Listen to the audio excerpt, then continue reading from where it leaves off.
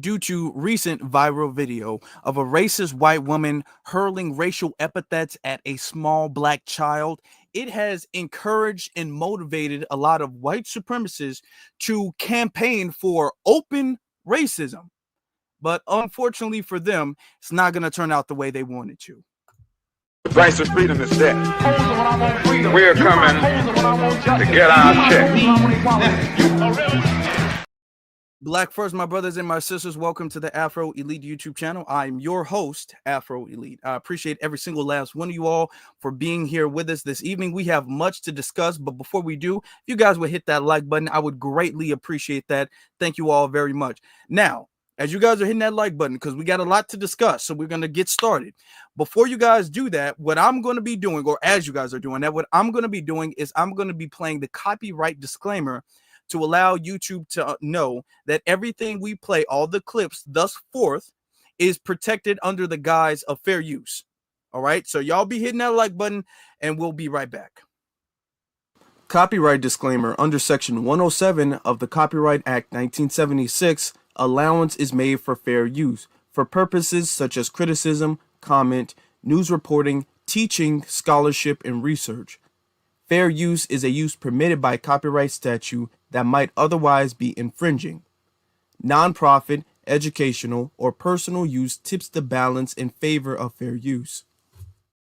So, in the live stream we did earlier this week, we talked about Shiloh Hendrix, and we talked about her racist epithet in berating a 5-year-old autistic black child for allegedly going into her child's toys or something like that.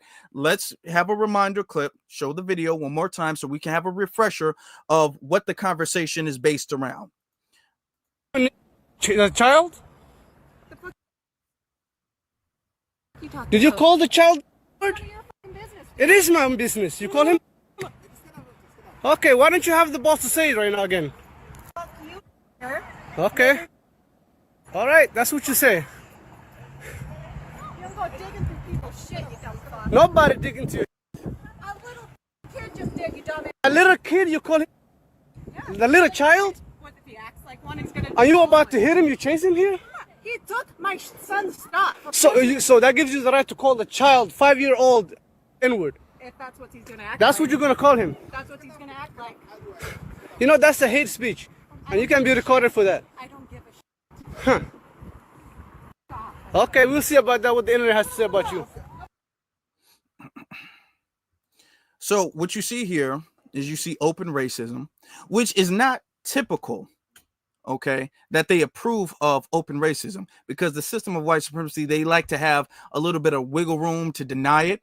Now, blatant open racism and stuff like that normally doesn't get huge campaigns and things like that. Normally, what they need is a little bit of wiggle room to kind of justify and excuse away the person's actions. In this case, there really isn't. But they feel like foundational Black Americans is whooping them so bad, left and right and left and right. And everywhere they turn, they're getting beat. And another racist video of somebody saying the N-word or attacking somebody racially, they getting whooped. You're seeing more videos of Black people defending themselves. There was a viral video. I don't want to play it here because it does get graphic and violent, and we don't play violence here because we do not approve of violence. But there was a viral video of a woman, a Caucasian woman. She's arguing with this Black woman. The Black woman is recording the altercation.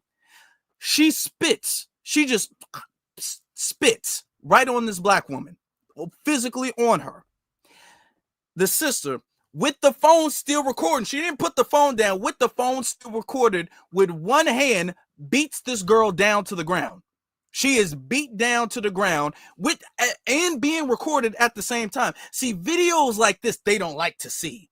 They don't like to see this video at all. So when they see a video of Shiloh, they feel emboldened. They all like, oh my God, this is great. This is beautiful, or whatever the case is. And they're condoning it. And now what their campaign is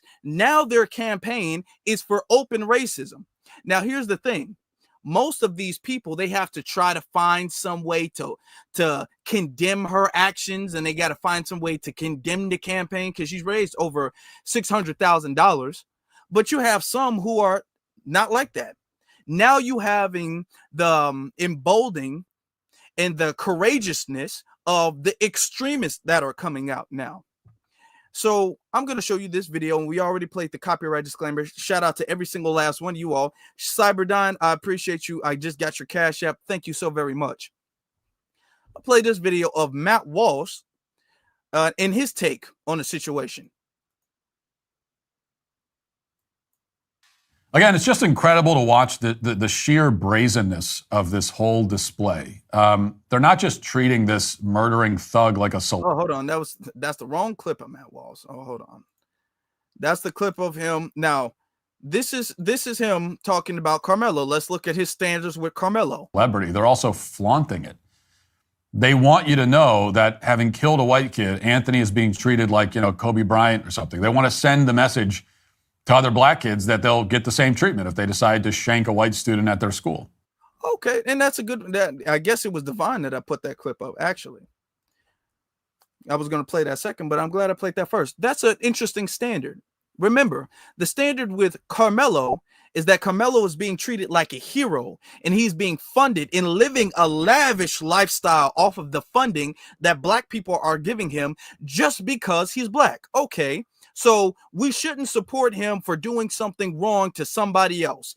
And we shouldn't fund and subsidize somebody's lifestyle for doing something wrong to somebody else. That is Matt Walsh's standard.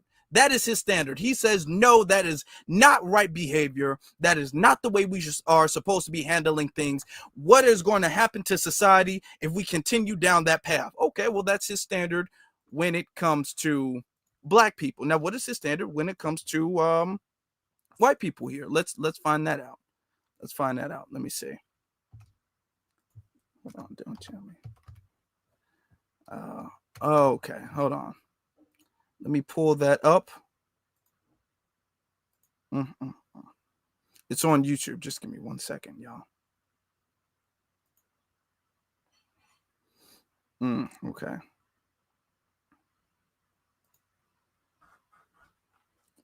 Okay.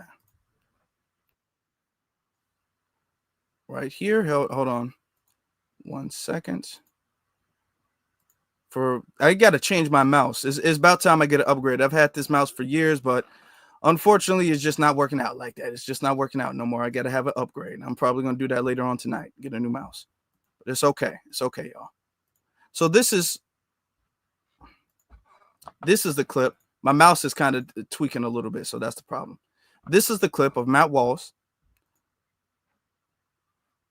right here.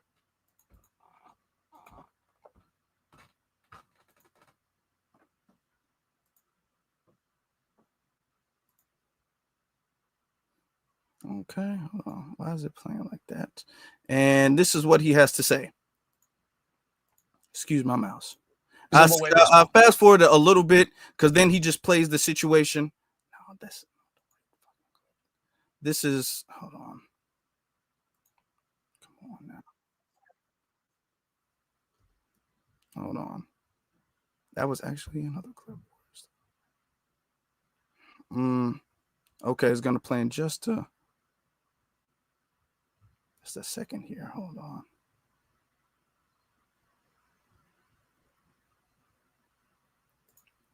Yep, this is the one. All right. Made her famous, and she profited from the fame. Okay. Now the mob knows that making them famous might help them more than hurt them. Rather than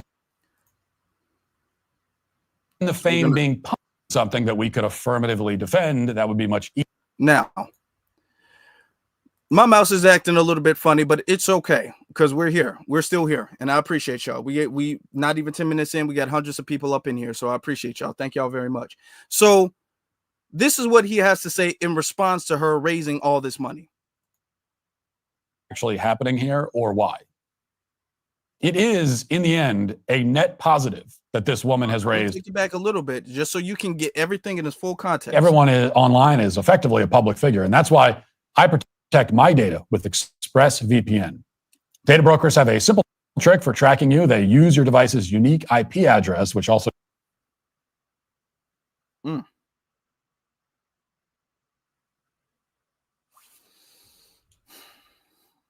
Okay, come on.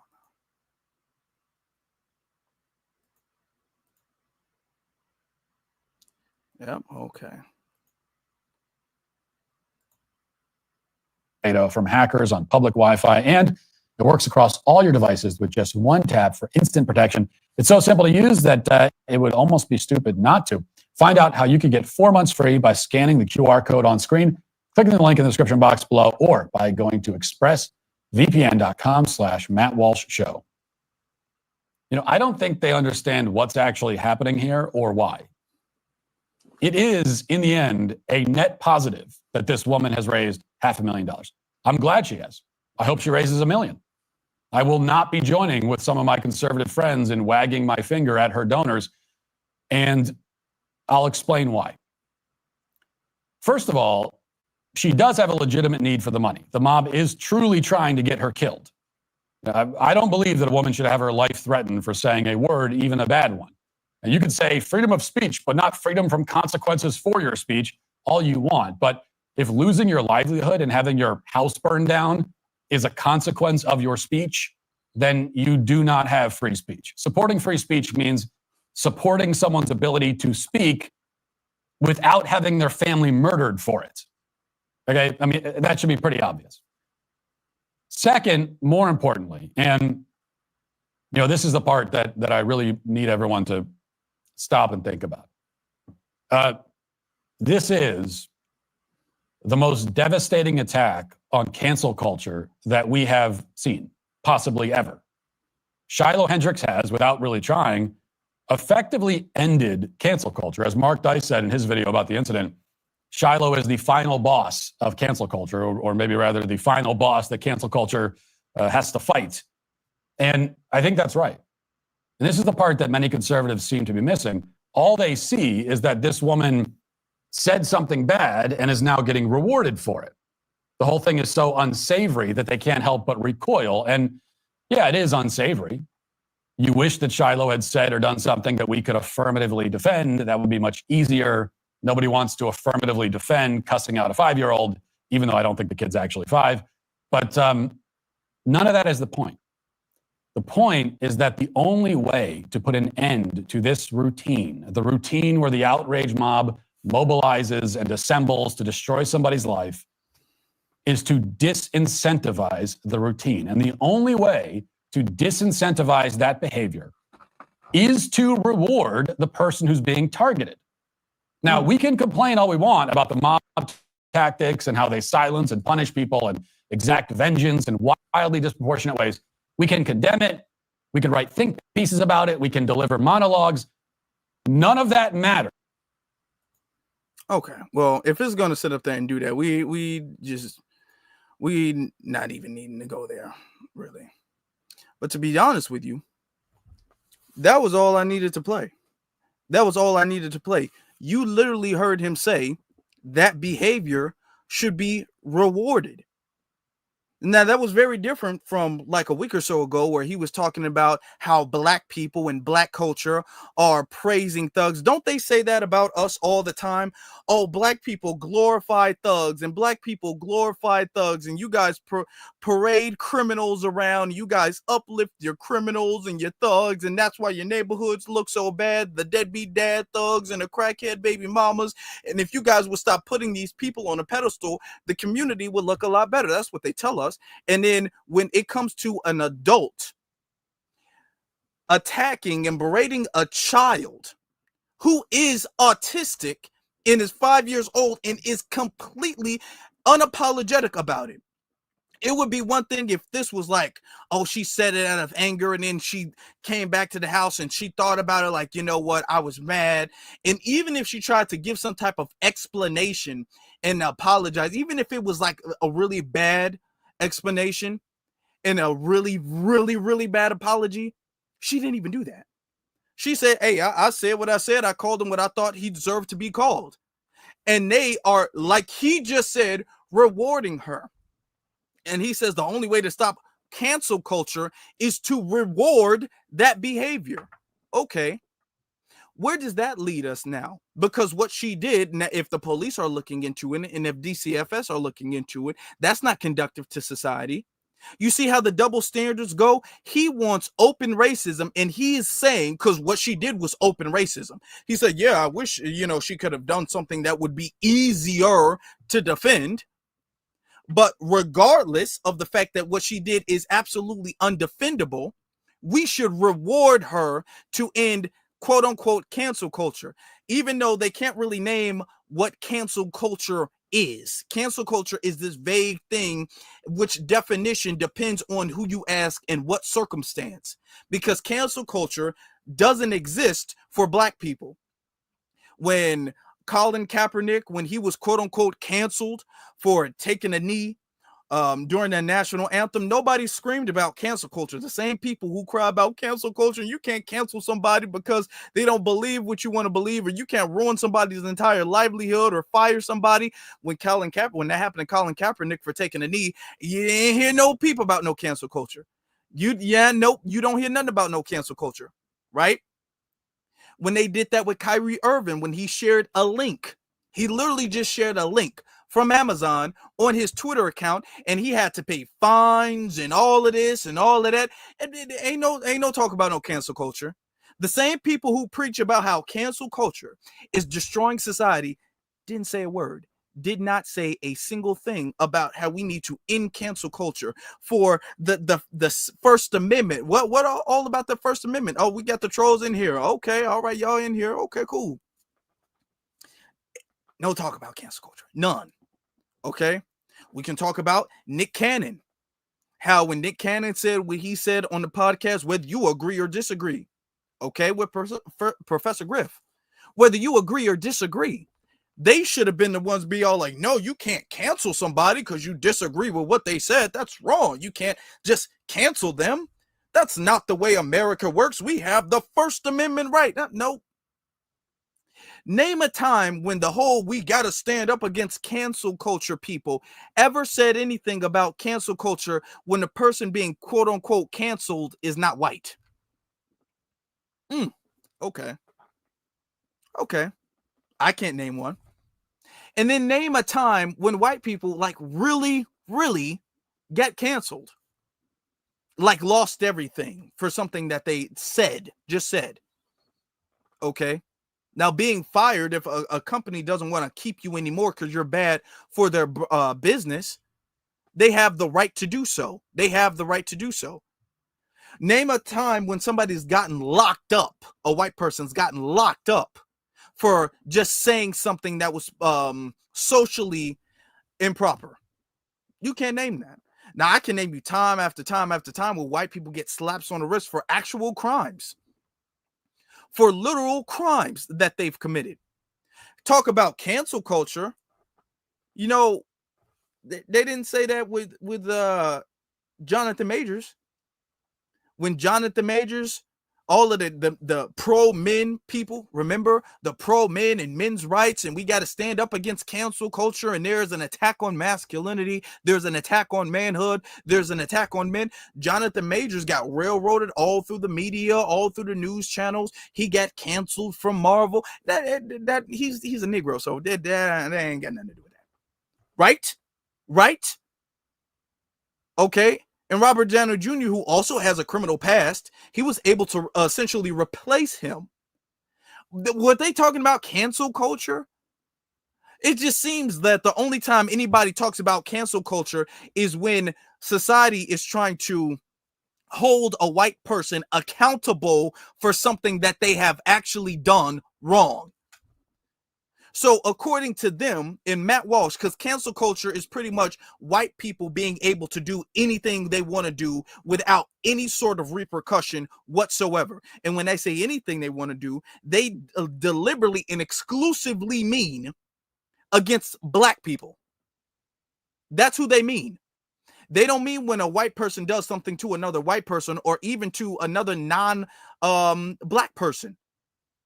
Notice how they only talk about cancel culture when somebody has done something racist, anti-Black, and then there's all like, well, white people should be permitted to do anti-Black things. If not, that goes against democracy and liberty and what our forefathers fought for. That's what Matt Walsh is saying. This is open racism that he is trying to encourage and trying to promote. This is what he's trying to do, based off of a racist white woman who racially abused a 5-year-old autistic child. Even if you don't agree with cancel culture, I would say this would be a terrible example to parade. This would be a terrible example.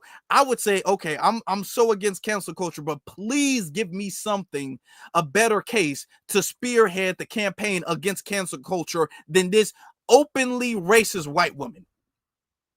This is not the hill I want to die on, unless this is the hill that I want to die on, which is what Matt Walsh is. This is the hill Matt Walsh wants to die on. And see, this is creating infighting among different races, because what races know is that you got to at least be covert. You have to have a little bit of wiggle room to say, well, it's not about race now. It's not about race. You got to have a little bit of wiggle room. With that lady, there's no wiggle room. So that's why you only see the extremists parading that. Matt Walsh is an idiot for sitting up there and parading and condoning and encouraging, because what he's done is he said that type of behavior should be rewarded. Now, what happens when you have a racist person who not only says something to a child, let's say this racist person takes it to the next degree and actually harms the child physically. A white racist harms a black child and then circle back and be all like, hold on, Matt, you said that type of behavior should be condoned. I shouldn't face no consequences. I should be condoned for me harming this child. This is the environment that you have made. And then watch him have to back off of that. This is the environment that he is literally using his platform to not just to justify and condone, but to encourage that type of behavior. This is how far gone that they are. They're telling on themselves. We've known this from Matt Walsh for a long time, but we know this very clearly now, because now essentially you're not hiding it. You're not hiding it. And that leads me to somebody else who isn't hiding it. This woman named Lily. Now, Lily was on a panel from Piers Morgan. Piers Morgan had a panel discussing the situation, and what he was really doing is he was discussing the situation in the dichotomy between Carmelo Anthony and Shiloh Hendrix. Okay, so we're gonna play this. We're gonna start with that, right? So here we go. Here, on Hill, Lily Gaddis, a social. Oh, before we get started, don't let and I'm glad that this situation with Shiloh happened, because now anybody who tells you black people promote thugs, black people promote this, there's not a single black person, especially FBA, we don't do that. No, we don't condone anybody, white, black, male, female, old, young, gay, straight, nobody at all, no adult whatsoever doing anything harmful to a child. We are people of morality. We are the morality in this country. We are the moral basis of this country. We wouldn't condone a foundational black American doing something harmful to a white 5-year-old child. We wouldn't sit up there and be condoning that and saying that needs to be encouraged and that needs to be rewarded. We wouldn't be doing that. We would be saying that, okay, well, that person, that behavior needs to be condemned. We are the moral compass of this country. These are the people screaming about morality and saying that harming a child, an autistic child, for allegedly stealing out of your bag needs to be racially attacked. Now, I'm glad that one dude was there, because who knows, she might have put hands on that child if she didn't see that man there. I believe that she probably would have done that, because you don't just call somebody the N-word repeatedly and say, okay, have a good day. She probably would have physically assaulted that child if that man wasn't right there. Probably. And we, as the moral compass of this country, would never have condoned anybody from our community whatsoever doing anything harmful to any child, even if that child is from outside of our community. We have never done that, and we will never do that, but these people are doing that. That just shows you the complete opposite, the polar opposites of how we view the world and morality and how the world should work. All right? So don't ever, they just completely threw that whole, we promote thugs and we promote degeneracy and we promote gangs and we promote violence. They threw that in the garbage can and then lit the garbage can on fire. They can never bring that up again because you guys did not condemn a lady harming a child, a 5-year-old who's autistic. Y'all paraded and encouraged and paid her for that. Y'all have no authority ever to say anything about King Von, Little Durk, whoever rapper. You can't say nothing about none of them ever again. Just got to say that before we play this. Okay?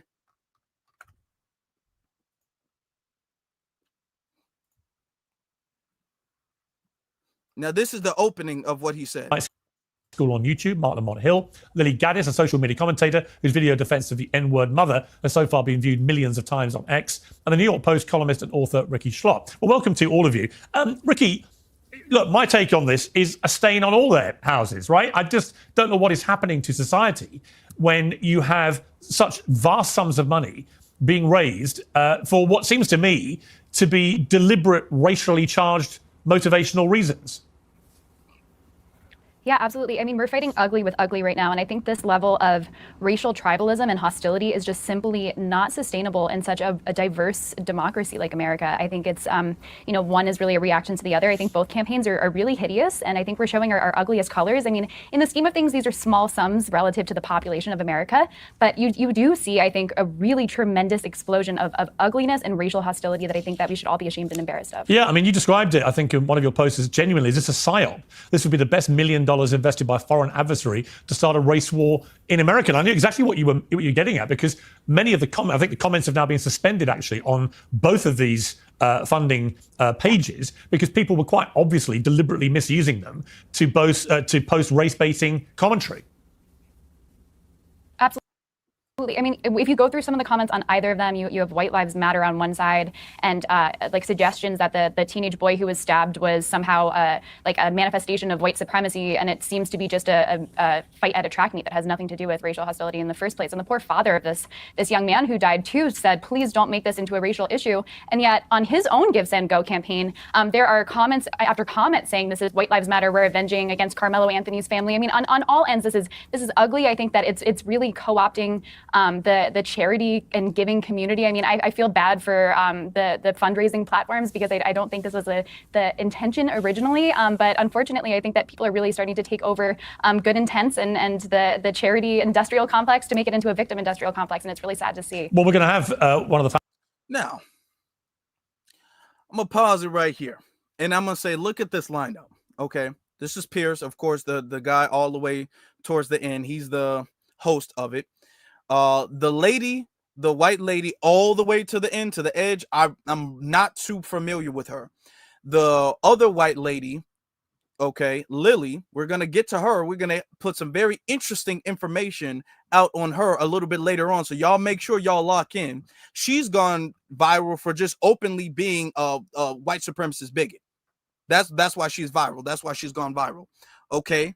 Mark Lamoist Hill. I will actually say Mark was correct in what he was saying here. Mark actually, and I will, I'm not the type of person who won't give credit where credit is due. I will have to give credit where credit is due. Now, what's interesting about Mark is that he says something very, very telling and very, very, very interesting at the very end of this, which he kind of calls himself out towards the end of this, even though when he was calling him out, he was correct. But towards the end, Mark kind of tells on his own self. So I thought that was very interesting. And we're going to get into that. Because Mark eventually he tells on himself. And when he does, I'm like, oh, okay, that's interesting. Now, he bought Myron Gaines, Amaru Foodie, his real name. He bought him here because he wants another non-white person to agree and to perpetuate anti-black narratives and be all like, because he knows that Myron is going to condone any and everything a white supremacist says and be all like, well, I'm not white. I am not white. Okay. So that's very interesting. Now, I want to say something about the conversation that they were having there real fast, right? When you look at these situations, you cannot compare the two whatsoever. You cannot compare the situation of our brother Carmelo to the situation of Shiloh. And that's what they were doing there. Oh, well, they're both racial. They're both disgusting. When white supremacy, one of the things that they do is that they take different forms. One of the things that they do is they'll pretend that, oh, I'm against racism in all its forms, and in every way. I'm just so against racism. I'll call it out. It's disgusting. It's evil. It's wrong. But then they'll make false equivalent comparisons between white people and black people and say they're both equally as bad. That is also racist. Okay? Because you're watering down what the situation involving the white person, when a white person is the perpetrator, you're watering that down and raising up the situation where the black person is the alleged perpetrator, and you're raising that up so it can be equal when it's not equal. In one situation, you have a situation where a man, which everybody admits to, was assaulted physically. And during that physical assault, he had stabbed somebody. Now, when he stabbed them to death, I don't even, to be honest with you, I don't even like when people frame it as he stabbed him to death, because what that does is that puts you in the mind frame of he was just going and going and going and going. And we know that's not what happened. When somebody says, oh, somebody stabbed somebody to death, you instantly think, okay, that person stabbed them multiple times. That kind of takes the context out of the situation, because it wasn't, he wasn't just going and going and going and just wanting to see blood. No, he was being physically assaulted. He stabbed one time and ran away. He didn't try to end the person's life or do some serious harm. He tried to free himself from being assaulted. So we got to put that into context. And because he was charged with first-degree murder, a lot of people say, with $1 million bond originally, well, a lot of people saying, okay, he's being overly punished for a situation when you look at the context of it, it's self-defense. And we haven't even seen the video. And he, at least as an American citizen, which is what they say, we all have the same rights, right? He deserves fair treatment under the law, and he deserves fair representation, legal representation. On the other hand, you have a blatant and unapologetic racist who assaults children verbally, and if not, they were in a public place, more than likely physically. I am almost, if I was a betting man, I would bet that if nobody was around to see her and catch her, she would have physically abused that child. I'm almost sure of it. She would have physically assaulted that child if they were not in public. If nobody was around, she would have done it. I can bet you that. I can bet you she would. And she's being rewarded because of that. That is not comparable. And this is the thing that racists do, where they be all like, okay, well, they're both really racist. They're both really race-based. No, they're not. One is based off of legal self-defense, whether you agree or disagree with that stance, and another is based off of the promotion in the campaign of open anti-black racism. Not the same whatsoever. Okay? So let's continue. But before we do that, let me get to some of the super chats. Shout out to Walter. I appreciate you, Walter. Thank you so very much. Shout out to McCoy23. Thank you so much. I appreciate you. Thank you. And DJ X1 says Myron Gaines has no business being up there. He doesn't. He's not a political commentator who gives intelligent thought pieces, even if we disagree with that. He's not. He's an online troll that nobody takes serious at all. Not even his own quote unquote peers and colleagues take him serious. Definitely as far as no political advice and commentating is concerned. Thank you. And thank you to Antithesis for the Cash App. I appreciate you, brother. Thank you. All right. Now, let's continue.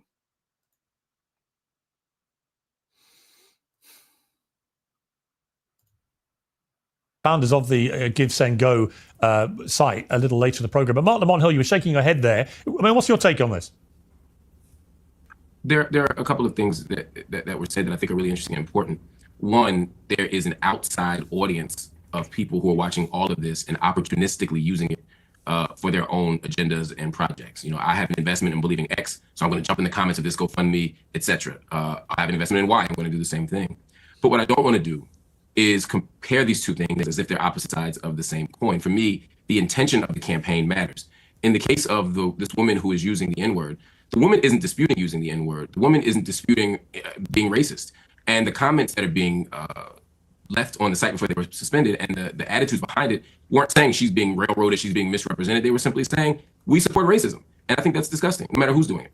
On the other hand, the people who are fundraising for Carmelo Anthony, the argument here isn't, yeah, we did something and we don't care like the other woman. The argument is we're being misrepresented here. We're being railroaded. This was a self-defense claim. This is not an act of violence. This isn't first-degree murder. I'm saying what they're saying. This isn't my argument. They're saying this is a first-degree murder claim that is wrong. This is actually self-defense, and we need the money to make sure that we get a fair trial. I think, and so whether you agree with his argument or not, I think raising money for a fair trial is different than raising money for a racist.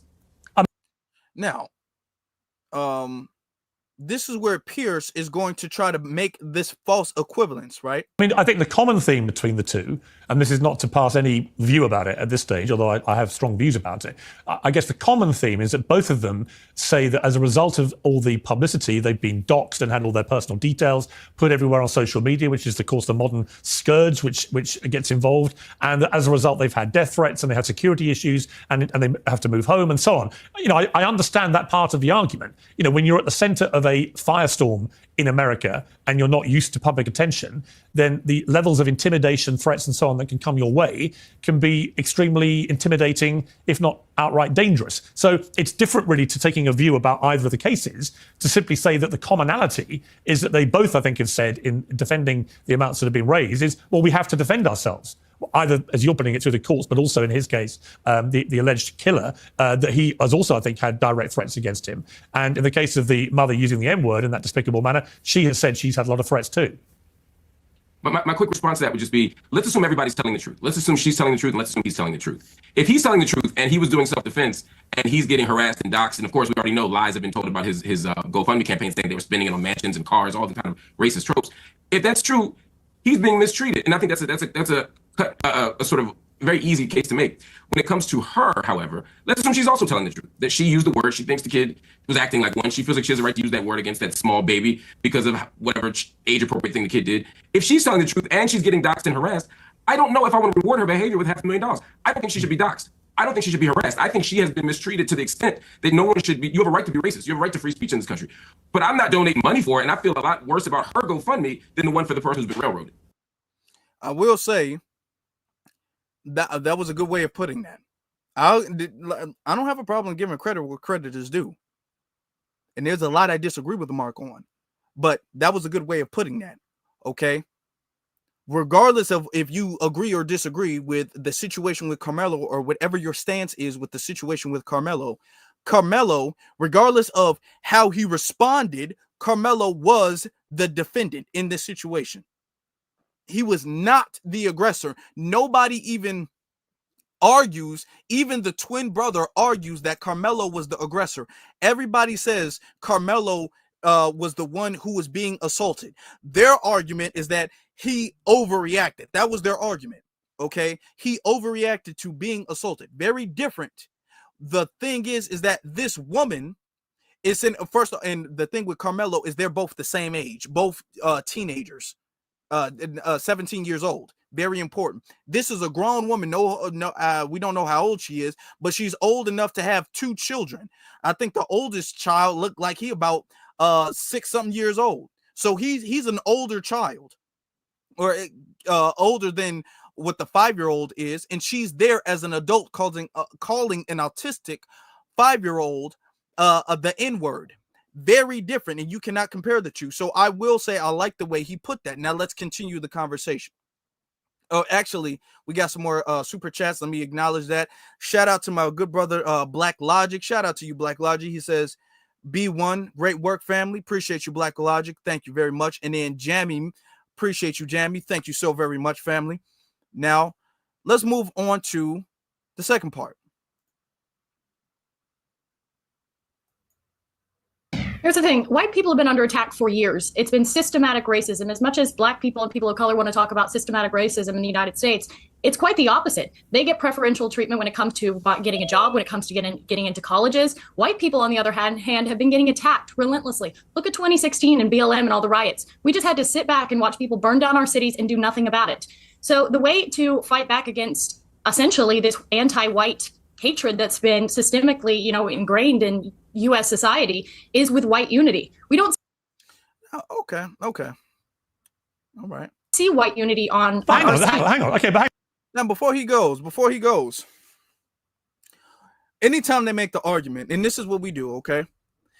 Anytime they make the argument, thus far, this is the method going forward. Anytime they make the argument, well, black people get preferential treatment when it comes to employment. Black people get preferential treatment when it comes to colleges and universities and things like that.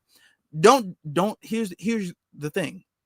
Going forward, we're not even going to argue with that. We're not going to argue with them. We're not going to say they're wrong, because their statement, they're the ones who made the statement. So the burden of proof is now on them. We're not going to sit up here and go back and forth with them. Be all like, oh, black people have preferential treatment when it comes to jobs. Oh, really? Okay. Where? What jobs? Don't deny it. Don't even deny it. Just ask them for specificity. Just ask them to clarify. Just be all like, oh, really? Really? I didn't know that. That's interesting. What jobs do black people have preferential treatment in? And watch them go all over the place. Do black people have preferential treatment in what? Politics? Most politicians are white. What do you mean? Black people have preferential treatment as far as what? The medical field. Most doctors are white. Most police are white. Most firefighters are white. Most people who make the higher incomes are white. So what in what field or what job do black people have preferential treatment in? Now, you can't say all, because that wouldn't make sense. Because if black people have preferential treatment in all jobs, why is the white unemployment lower than the black unemployment? Black unemployment is higher and consistently stays damn near twice white unemployment. So it can't be all jobs. So okay, I'm listening to you. What jobs? What jobs do black people have preferential treatment, and we get to walk in, and because we're black, we get the job? I'm not disagreeing. No. If you saying I'm disagreeing, I'm not disagreeing. I'm asking you because that was your statement. That was your point, ma'am. So what job is that? They will fall and they will crumble. They will lose because their argument, they can't sustain their argument, okay? Because there's no truth to it. So they go into the DEI and all that. Oh no, that's because of DEI. If you ask for that much specificity, they will lose their entire. The base is gone. Just say, oh, what job is that? Nothing. Okay. Even if you say, well, sports.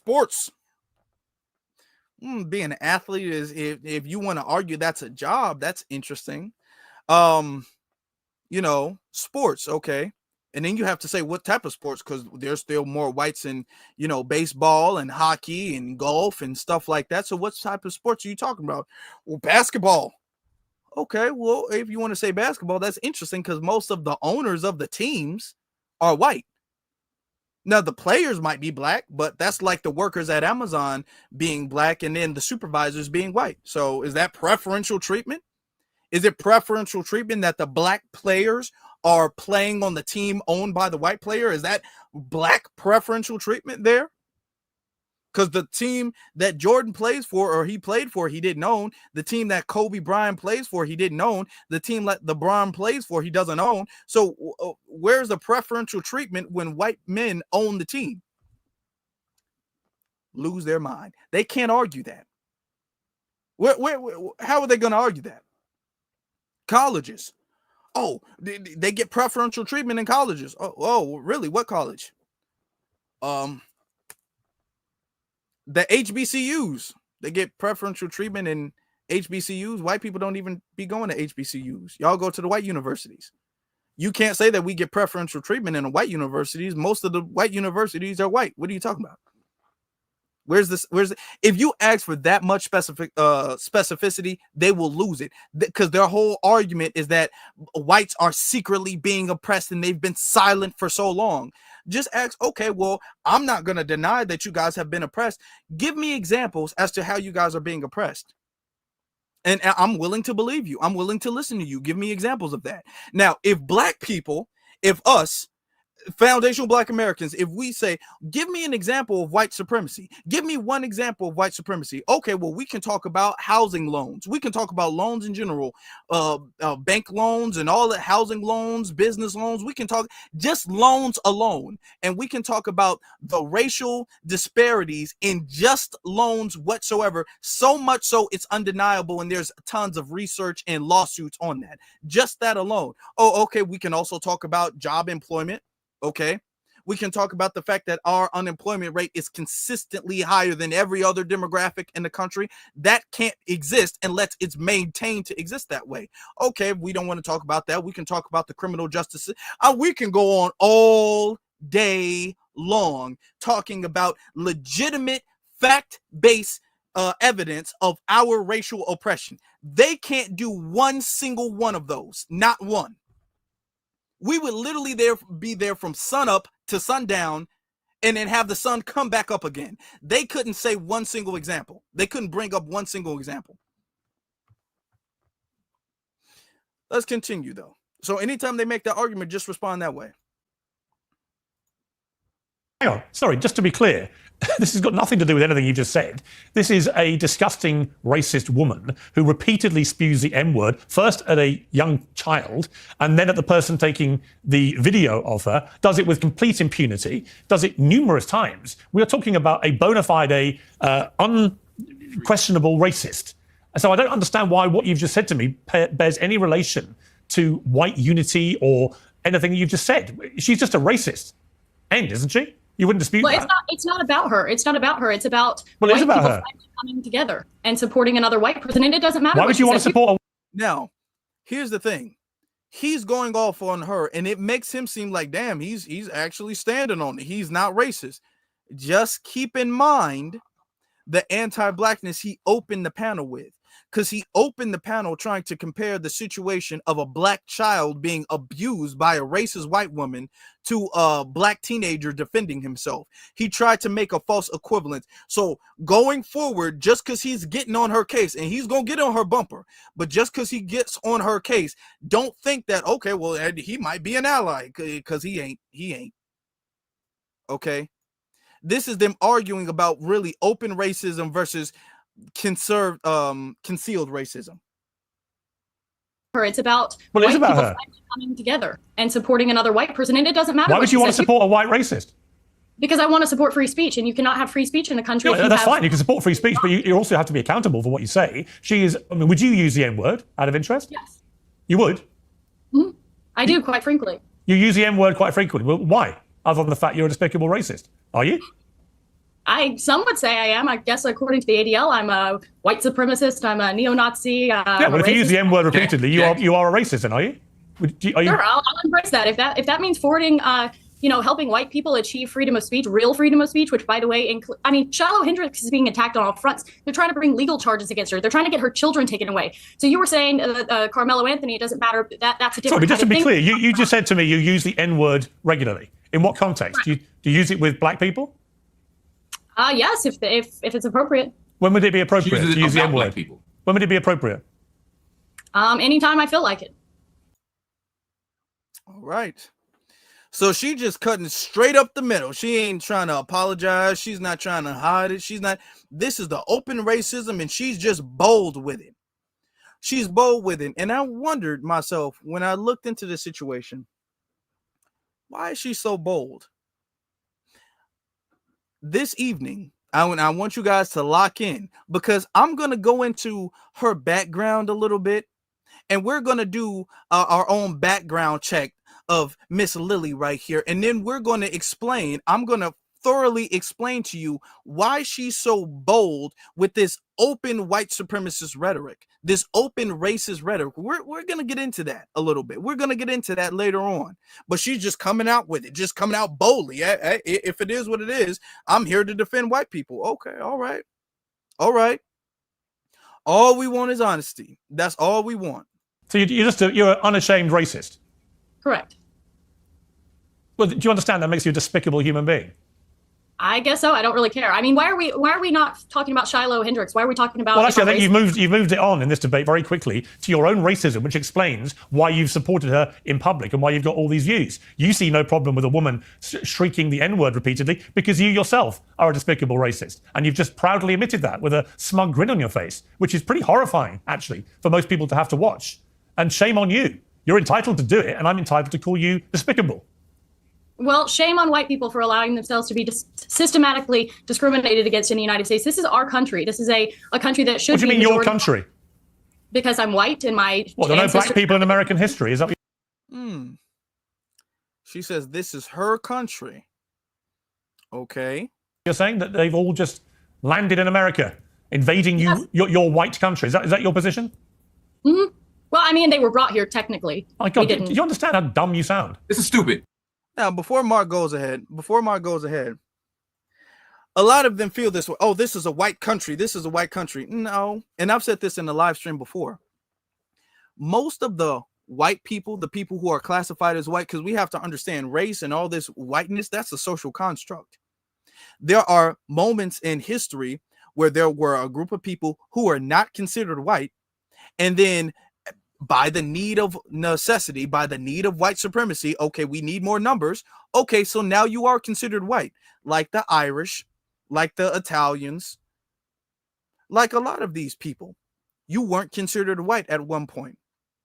So when she says it's a white person's country or whatever the case is, and black people came to our land, we've been here, and I said this before, most of the white people here, us as foundational black Americans, we've been here way longer than them.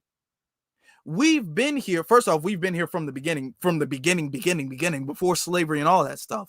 But we've been here, even if you want to talk about slavery, even if you want to say there was absolutely zero black people here prior to slavery. If we want to go all the way back just to slavery, we're just going with that argument for a second. Just follow me. If we want to say that, we still have been here longer than most of the white people here. She's talking about it's a white country and we bought them here or they came here. Oh, ma'am, looking at you. And we're going to go a little bit deeper, ladies and gentlemen, my brothers and sisters. We're going to go a little bit deeper. Her family, she made posts and stuff like that, talking about how her dad is Irish. Her dad is Irish and her mom is from Scotland and all that stuff. That's what she said. I'm going to show you some of the tweets in just a second. She's made posts. She's argued back and forth talking about, oh, my parents are Irish. Ma'am, Irish weren't originally here. They weren't even if you want to say chronologically speaking, they had to become white. They're not even one of the original white folk. Hold on, let me show you the proof. This woman, now she says her father's last name is Coleman. We're going to get into that, and that's going to be very, very interesting later on. We're going to get into her family a little bit later on. Y'all stay tuned. I'm guaranteeing y'all it's going to get good. Y'all stay tuned. She says her mom's surname is Gaddis, and her mom's surname, her grandmother's surname on her mother's side is Knight. I'm Irish/English. Ma'am, essentially speaking, you an immigrant.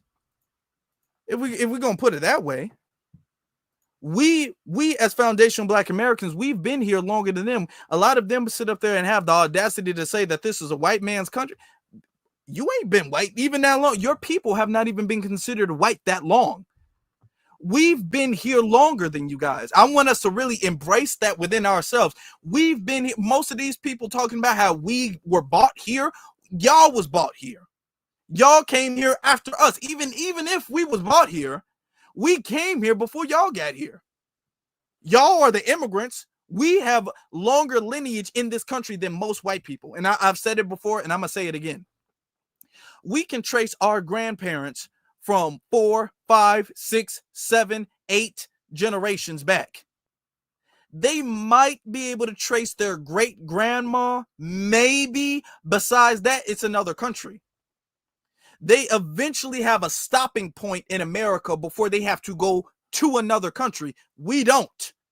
We don't have a breaking point before we have to leap to another country and expand our ancestry to another country. It just goes deeper and deeper and deeper and deeper and deeper. Most of these other people, they can talk about their grandmother, maybe, but then their parents were from someplace else. Most of these people, even the European immigrants, they didn't get here to the late 1800s.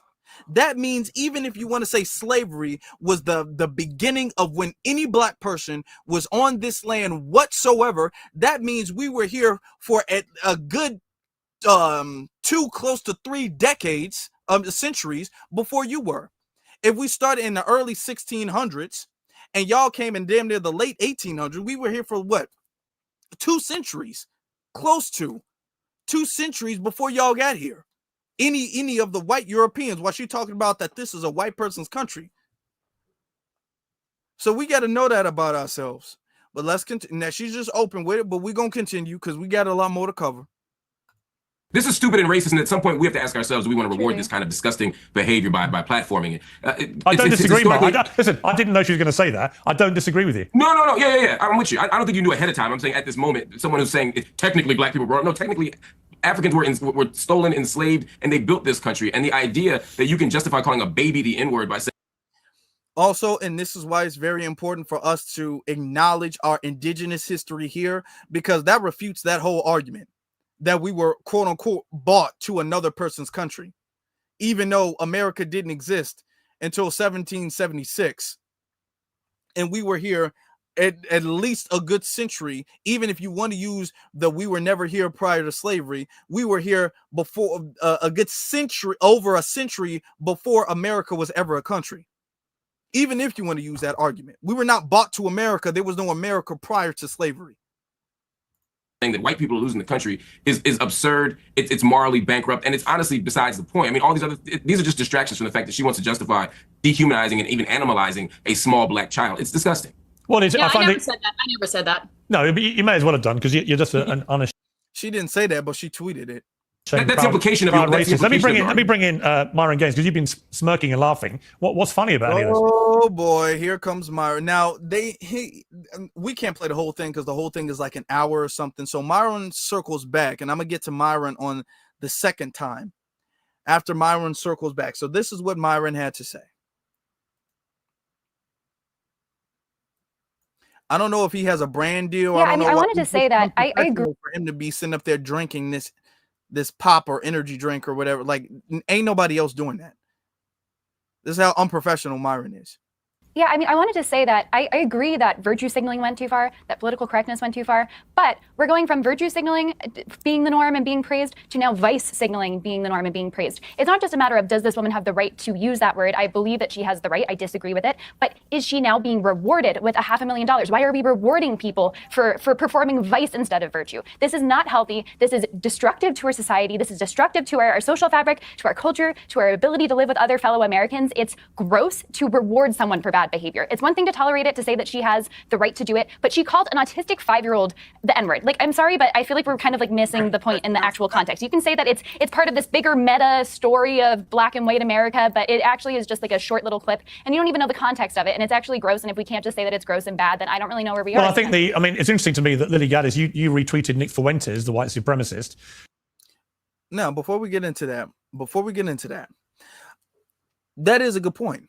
Now, when black people, with the situation with Carmelo, black people are never allowed to. We're always told to get over the past, and the slavery, racism, Jim Crow, none of that stuff affects our modern day living whatsoever.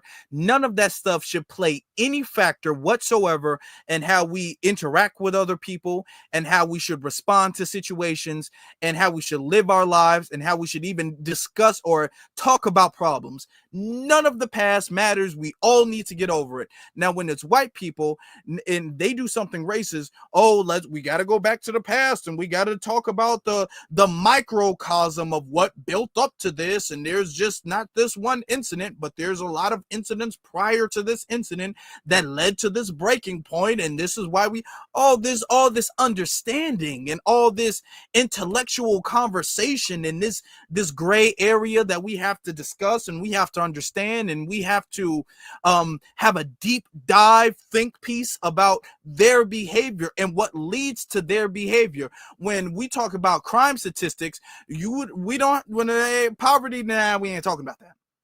When we talk about crime statistics, we can talk about, it was only like a generation or two ago where they were bringing in crack in the community. That don't matter. All of the guns, they put those in the community. That don't matter.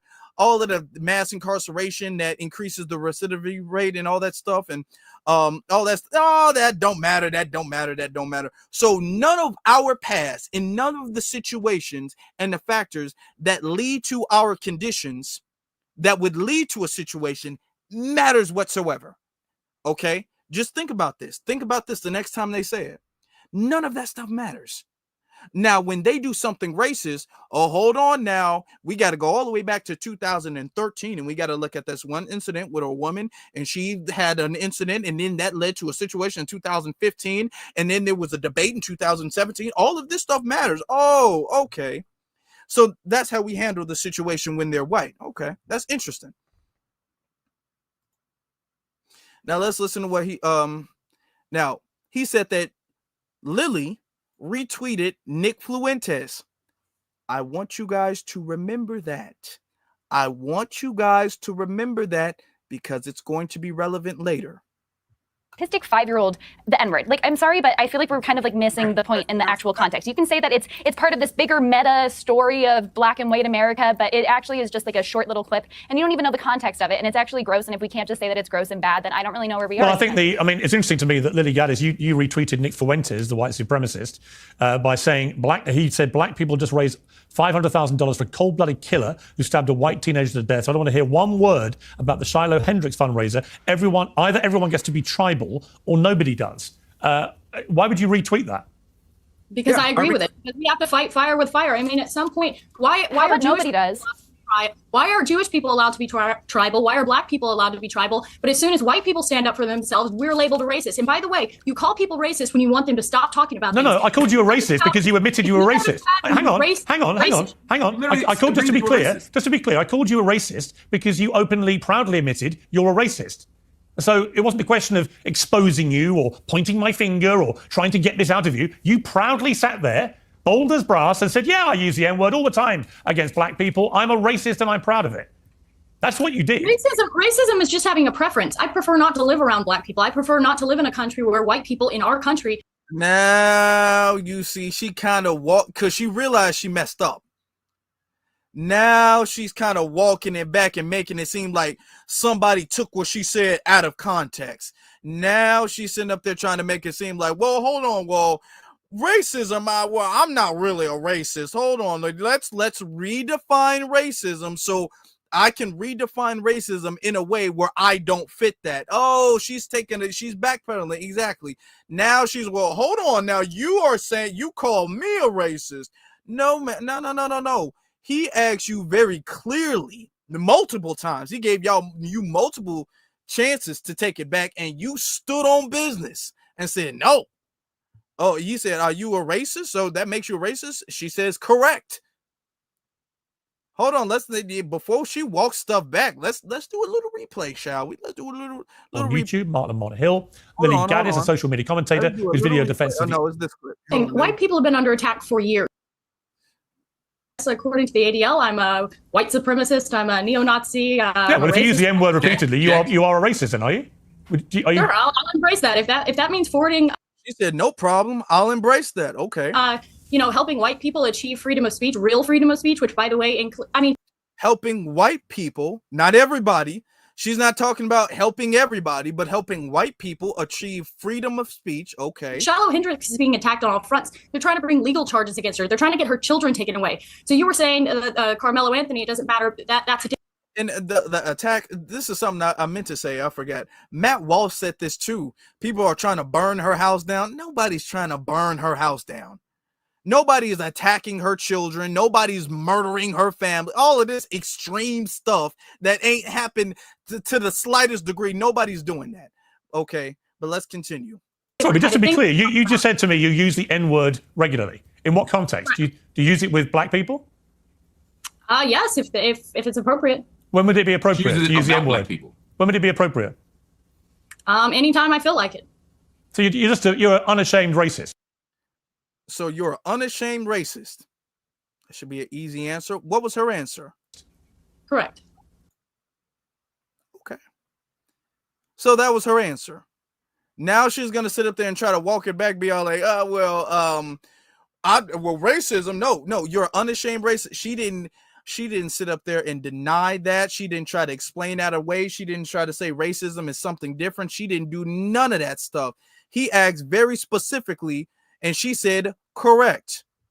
Oh, now you're trying to walk stuff back now? Now you're trying to redefine race? No, you messed that up. Retweeted Nick Fuentes, the white supremacist, by saying he said black people just raised $500,000 for a cold-blooded killer who stabbed a white teenager to death. So I don't want to hear one word about the Shiloh Hendrix fundraiser. Either everyone gets to be tribal or nobody does. Why would you retweet that? Because I agree with it. Because we have to fight fire with fire. I mean, at some point, why are nobody does?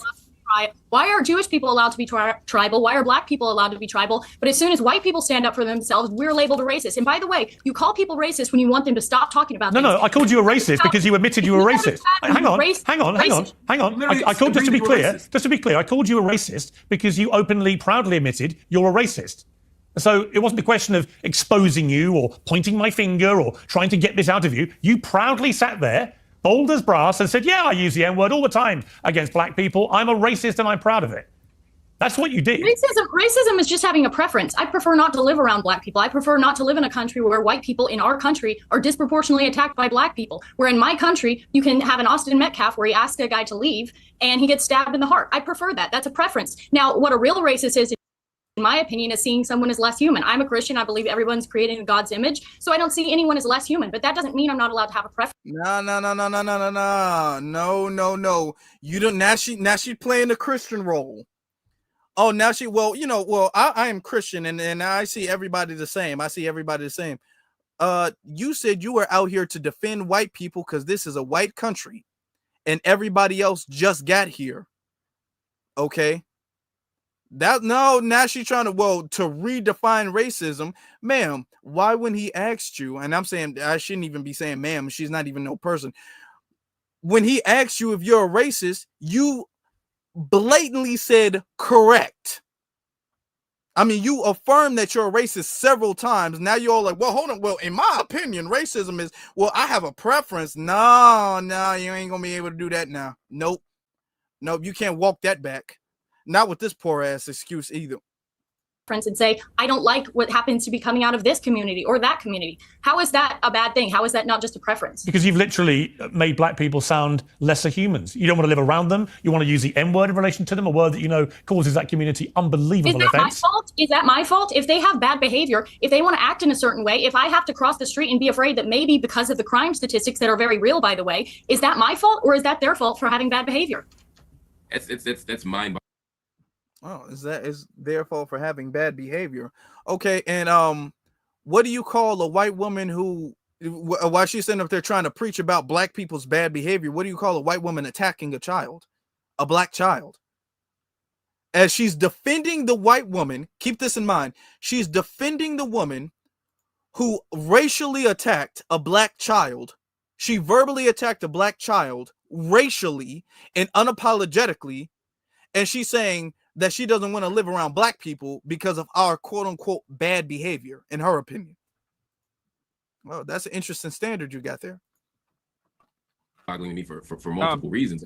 I mean, we're talking about bad behavior. You know, we've never lynched you, we've never enslaved you, we've never done any of the deep-seated structural forms of injustice to white people that white people have done to black people, and yet to claim some kind of moral superiority in the midst of, and again, in the context of a conversation where a white woman is calling a 5-year-old autistic child the N-word, and we're talking about black people's bad behavior. This is absurd. And the idea of fighting fire with fire, again, is a dishonest argument. Just to take us back to the point here, the people who are supporting Carmelo Anthony's campaign believe that he was wrongfully charged, and they're trying to get him legal defense. The people who are defending this woman are saying, yes, we know you called the 5-year-old autistic black child the N-word, and we want more of it. We approve of it. We support it. These are not the same thing. And it's bonkers to me that we couldn't all stand and say, hey, it is wrong to call a 5-year-old autistic black child the N-word. I mean, Mike, let me just ask you that question. I think this is a yes or no question.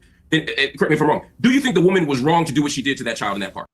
Now, before he goes on with Myron, what I want to say is, notice how they're framing the situation as if our response with Carmelo and the situation with Carmelo is what led to their support of Shiloh.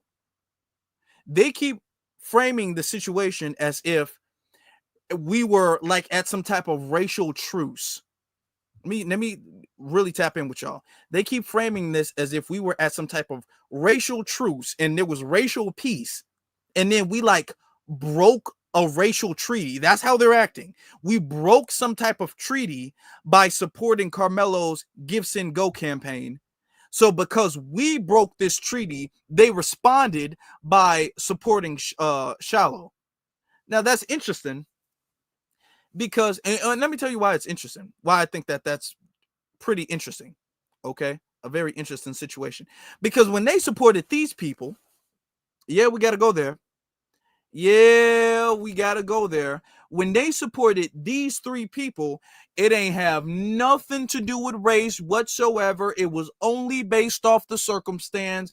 All of these people deserved legal rights and legal protection under the law. They deserved the best of lawyers, and they were wrong in the situation, and they were being attacked, and it was self-defense.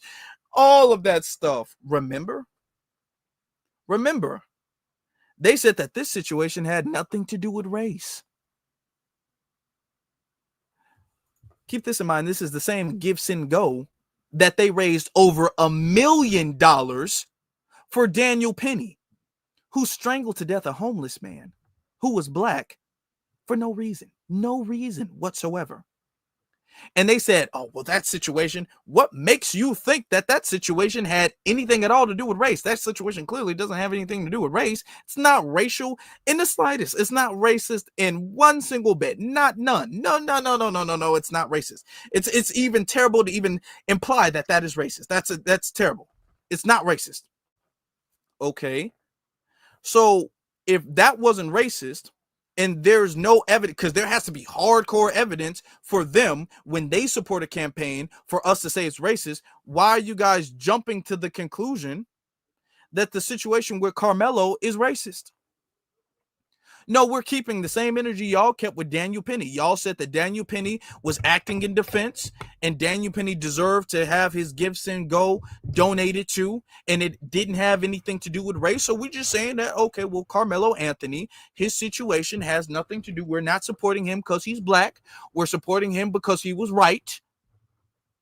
And we believe he was right, and we have the right to support him, and it has nothing to do with race. So if there was a racial treaty or a racial truce, they been broke this racial truce. I don't even like the argument that they're responding to us raising this money for Carmelo. Okay, well, if that's the case, if we're going to use that logic, then we're responding to y'all raising $1 million for Daniel Penny. Don't make it seem like we were the ones in the wrong first, and this is the breaking point of white oppression, and now it's white rebellion. No, y'all been on this. And y'all would have supported this woman regardless, probably to a lesser degree, I would say, but y'all would have supported this woman regardless of it. So don't make it seem like this is the breaking point that y'all, no. Because y'all been, every single time a black person is a victim, y'all support the damn perpetrator. every time y'all financially fundraise and campaign for the perpetrator of a black crime, of a black hate crime. Y'all do it every time there's a gift and go. Y'all sit up there throwing money their way. So I don't want to hear it. But let's hear what Myron, let's hear what Amru had to say. I don't approve of that. But what I will say is that it's very important to understand the entire context of what led us to this position. Because again, Metcalf and Hendrix is a microcosm of a much larger problem. Earlier, we were talking about tribalism when you were mentioning Nick Fuentes' tweet. Here's the thing. Black people could be as tribal as they want to be. You have people like Tariq Nasheed, Dr. Umar Johnson running around about black power and marry black women and keep it in the hood and all this other stuff. But if white people assemble and say, you know what, white power, we need to keep our nation white, they're immediately ostracized and labeled as supremacists, and they get banned off every single platform. I find that interesting. And matter of fact, you went ahead. Is that the same thing? No, actually, it is the same thing, because here's the problem with black people. No, it's not. It's not the same thing, and he knows that's not the same thing. Hold on, let me finish this. Black people practice the very racism they cry about. You guys can gather together and say Black Lives Matter, Black Power, but if white people get together and say white power, gather together, they're considered white supremacists and they get banned off every single platform. Why is that Jared Taylor and Nick Fuentes are banned off every platform for practicing white nationalism, but black people are allowed to stand every single platform getting interviews on a Breakfast Club? Explain that to me. There's a two-tier situation here where black people are able to benefit off of being racist while whites are not. And what we're dealing with right now in America is... Now, he's not bringing up a situation where black people are oppressing white people at all, or oppressing anybody else. He's not bringing up a situation where white people are oppressed by black people at all, and he can't. But he's just saying it. Is literally a backlash to this black supremacy has been able to run around unchecked for a long time, and no one has the balls to call it out. Here's the other thing I want to say. And he brings up Tariq Nasheed, because if you guys didn't know, Tariq Nasheed, he went into a space, it's on Tariq's channel. Tariq had went into a space with him, Sneeko, and some other folk from the alt-right and all that stuff, and embarrassed them, completely humiliated them. They were embarrassed. And Myron has had a damn a bone out for Tariq the whole time. Myron has sitting up there, been calling Tariq out left and right for a rematch, essentially, because he wants a rematch to reclaim his defeat. He wants a rematch to try to reclaim his dignity, but that's not going to happen. I don't know if Umar has ever addressed Myron. I'm not sure if he has or not. I can't tell you. But that's why he keeps bringing Tariq up, because Tariq embarrassed him. Now listen to what he has to say here. Everyone's flipping out over Shiloh Hendrix and saying the N-word. Hey, can I talk the point you just made, though? No, hold on. Nobody flipped out like this when the United States was getting destroyed in 2020 because of black protesters destroying every liberal city in America. So I don't want to hear it about, oh, she made $500,000 because she said the N-word. Who cares? They destroyed billions of dollars of structure because someone got killed who was a criminal. That's the problem in America. You guys get a privilege that no one else gets to enjoy. You could be racist. Okay. All right. I have to hang on. I've got to hold it there. We've got another guest joining. Now. Okay. All right then. Okay. Anytime, and I didn't bring it up with the woman Lily. Anytime they bring up, black people, Black Lives Matter, they burned down cities and they destroyed everything, and they burned it down in all of the liberal cities in America. And they had bombs, and the bombs blew up cities, and there was a black hole, and the sucked the people in the black hole. Anytime they say that, like I said before, with the situation, don't even deny that. Don't sit up there and defend that. Defend against that. Don't argue against that. Be all like, Black Lives Matter? There were protests and they destroyed cities? Oh, that's terrible. I don't condone that behavior at all. That's wrong. Wow. What cities did they burn down? What cities did Black Lives Matter? Because when you say Black Lives Matter, they're only talking about the black protesters. They're not talking about all of the white people who are looting and starting all that stuff. They're only talking about the black protesters. Okay. What cities were burned down? Now, I'm not talking about there was a building on fire in a city or two. They're sitting up there saying that the cities were burned to the ground, like this is some damn Avengers movie, and the whole city is completely destroyed and everything's wrecked and the buildings have been knocked over and all of this. Okay, oh wow, that's agree. Here's what you do. Here's how you get them. Here's how you get them. Agree. Be all like, I do not condone burning down cities and destroying stuff. Like I don't condone that. Okay, so I don't know what cities were burned down. What cities? Because you said the cities were burned down. What cities were burned down? Oh, well,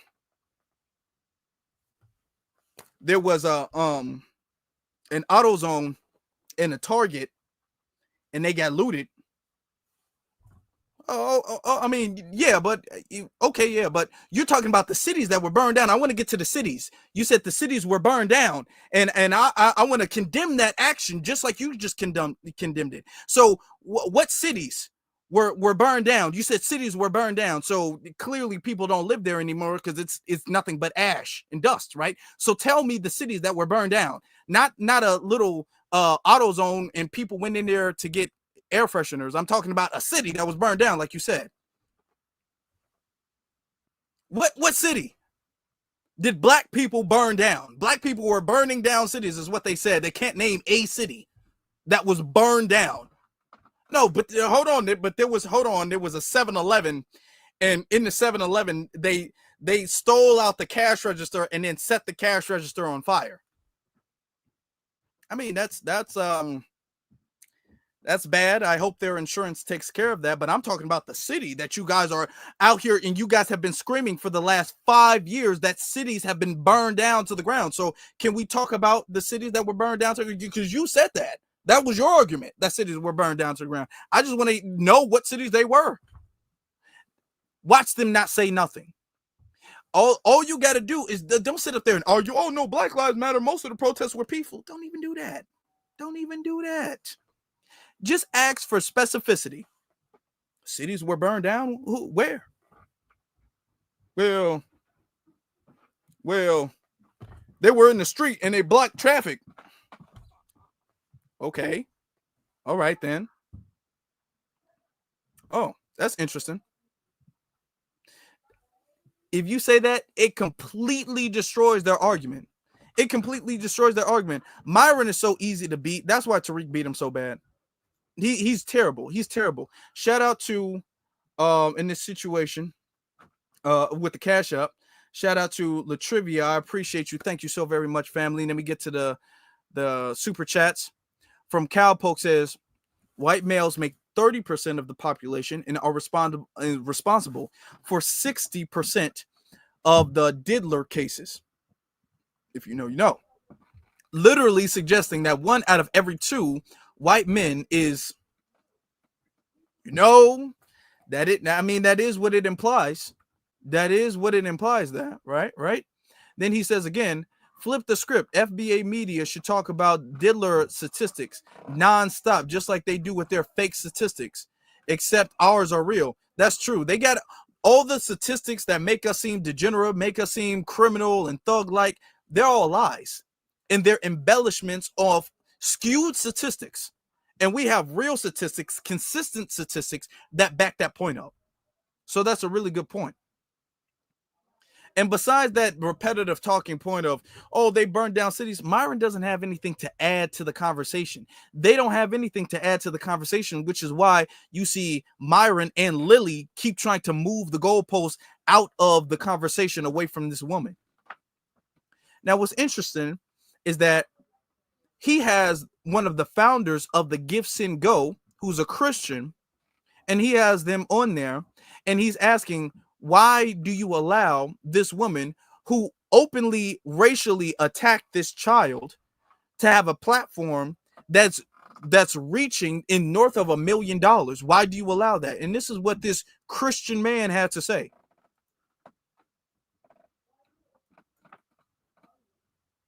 And she doesn't deny having just used it to a 5-year-old black child. I'm not sure what more evidence you need that this person's a racist. And my question for you is simply, where is that line for you? You say it's the law. Well, if somebody's literally raising hundreds of thousands of dollars to support them because they were blatantly racist, I'm just curious how that fits with the Christian ethos of what your side's supposed to be about. Well, it fits actually very well, because we can, like I started to say, we don't operate on a litmus test of your past behaviors as far as the services that you get to provide. The moment that you start walking down the narrative that we're not going to provide you electricity, water, because we don't like you, the structural elements, the movement of money, which is a basic element to society. So let me just ask you this. So if someone was being blatantly anti-Semitic, for example, would you allow them to raise money on your platform to defend themselves over their anti-Semitism? we sit in a very interesting position as a platform in trying to navigate the complexities of these issues. So what's the answer, though? What's the answer? You can say things. Well, I'll say historically, we've stood on that principle of saying we're going to allow things that we disagree with. Okay. And we've allowed things that we completely disagree with. Do you allow on the people to platform. do pro-abortion? Do you allow pro-abortion fundraising? Actually, there's two caveats to what Give, Send, Go has carved out, and one of them is it's broken into two pieces, but it's the protection of children. So we say we're going to protect children because they don't have a voice. So we're not going to allow fundraising for abortions on Give, Send, Go, and we're not going to allow fundraising for the transition of children. Okay, but what about a 5-year-old child what about a 5-year-old black child being called the N-word? What about that? Where does the protection for that child come in? Well, that's their parents' responsibility. That's like if my. This is very interesting. This is very interesting coming from the white Christians. All of these people who claim abortion and all of that, and they parade about it. Oh, that's children, and you can't do that to children and all that stuff. I just want you to notice the hypocrisy. Because when a black child gets victimized, they be all like, oh, well, that's a different situation. That's about the parents. That's about this. That's about that. So you're Christian when it comes to the prosperity of white lives. Now, when it comes to the prosperity and the safety of black lives, even if the black life was a 5-year-old autistic child, then, oh, that's not your concern. That's the parents' concern. And it should be up to the parents to deal with that situation. But when they're white, oh, I got to step in. This is my Christian duty to step in and make sure that this child is safe. That's interesting. When I tell you they don't believe in Christianity. They're not really Christian. White supremacy is their religion. This Christianity and all of this other stuff that they claim they believe in, that's really a secondary thing that they use to push forward. And they skew that and they use that as almost like a guide to their main religion, which is white supremacy. I will give credit where credit is due. Pierce really did get him on that point. My child, and I have several children, if my child was called something bad, I would take my child aside and I would tell them. You just said that one of the caveats. First off, if your child was called something bad, you would take the child and you would talk to the child. If your child, your small little assuming 5-year-old autistic child was racially accosted by a grown white adult, you would have a conversation with the kid. But with that same logic, would you fund, and this is how I would respond it, okay, so would you allow somebody who did that to your child, if you had a child and your child was being attacked, well, I assume his children are white, but if your child was being harassed and accosted at the age of 5 by a white adult, by an adult, you would allow that adult to use your platform to become a millionaire? That's what he should have asked. Just say one of the caveats for Give, Send, Go is the protection of children. You talked about the transitioning process. You talked about abortion, which is obviously your Christian perspective on that. And I'm simply saying, why doesn't it include children being racially abused? Why is that suddenly the parents' responsibility, not yours as a platform? No, because where there are literally enriched on Give, you are Send, going to Go. make well, look, let me just spell it out to you. The way things are going, you're going to make a millionaire out of a woman who racially abused a child. And if your caveats are that's protection, incorrect. Well, hang on. Well, you are. No, I'm not. Because one, we're a platform. We don't make donations to these campaigns. These are individuals that are making donations. This person will of their become a own volition. millionaire This is because not of your Gibson. platform. No, it's not because of our platform. They could send checks and they could send money a million different ways to individuals. But they're using your platform. Avenues. And you've already said to me you carve out things because you want to protect children. I'm just curious, why is racially abusing a child not one of your carve-outs? Well, what the campaign is fundraising for. So he don't got nothing to say. He's out here stuttering. He's out here stuttering. Y'all make into. So we have to make a distinction between what happens on Give, Send, Go and then what happens outside of Give, Send, Go. Because we can't police everything that happens outside of Give, Send, Go. All that we can police is what happens on Give, Send, Go. So the two instances that I gave were about campaigns that if they were created on Give, Send, Go, that we would, for those scenarios, we would prevent. But things that happen outside of Give, Send, Go, we can't police around. So does someone have the right to raise funds for their security, for their protection, because they've been doxxed, because of a snapshot moment, because everyone has a camera in their pocket. And today, we can see the outworking of this. 3 years ago in New York City, in the middle of the city, there was an altercation between a woman and a black man over bird watching and dogs, and her name was Amy Cooper. And to this day, 3 years later, she hasn't been able to find a job. Because she made a bad mistake, saying the wrong thing in a particular moment where a camera was pulled out.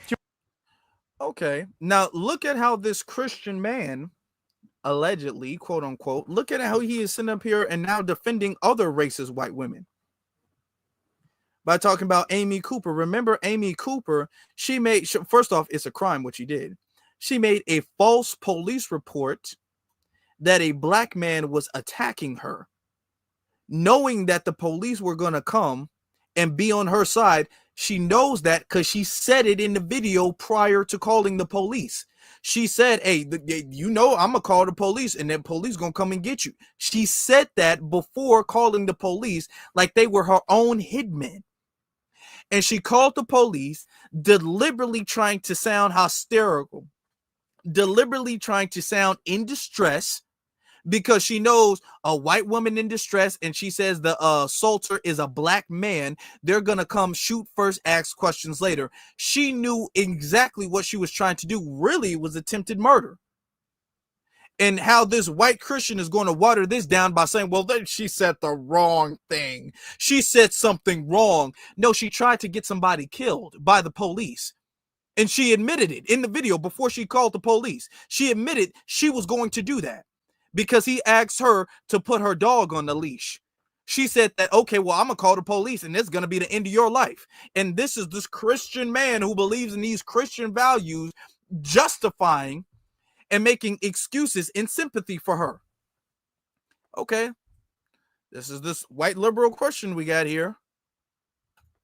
Racially abused him. If you racially abuse people, you are made accountable for your actions. So for the rest of your life, the rest of your life, you're shut off from society. If you call black people the N-word and racially abuse them, unfortunately, yes, it has consequences, probably for your professional life. No, I'm not saying, for the rest of your professional life. We understand that there are consequences. Yeah. I understand there's consequences. What I'm saying is what you're advocating for, it seems, is that for the rest of Shiloh's life, she should be pushed into the recesses of society, and that she should not have a voice, that she should be canceled and silenced. This is what drives people to suicide. And it's this cancel culture mantra that thinks that the best way forward as a society is to cancel them rather than try to bring some redemption into the situation. And for Give, Send, Go, our purpose and our hope is not that we agree with every single campaign. It's why we started a prayer team at Give, Send, Go. We actually call every campaign owner and we pray with them. And we actually talk them back from the ideological edges that they find themselves in by saying, you know what, there's a God that loves you. You don't need to get into this tribal space.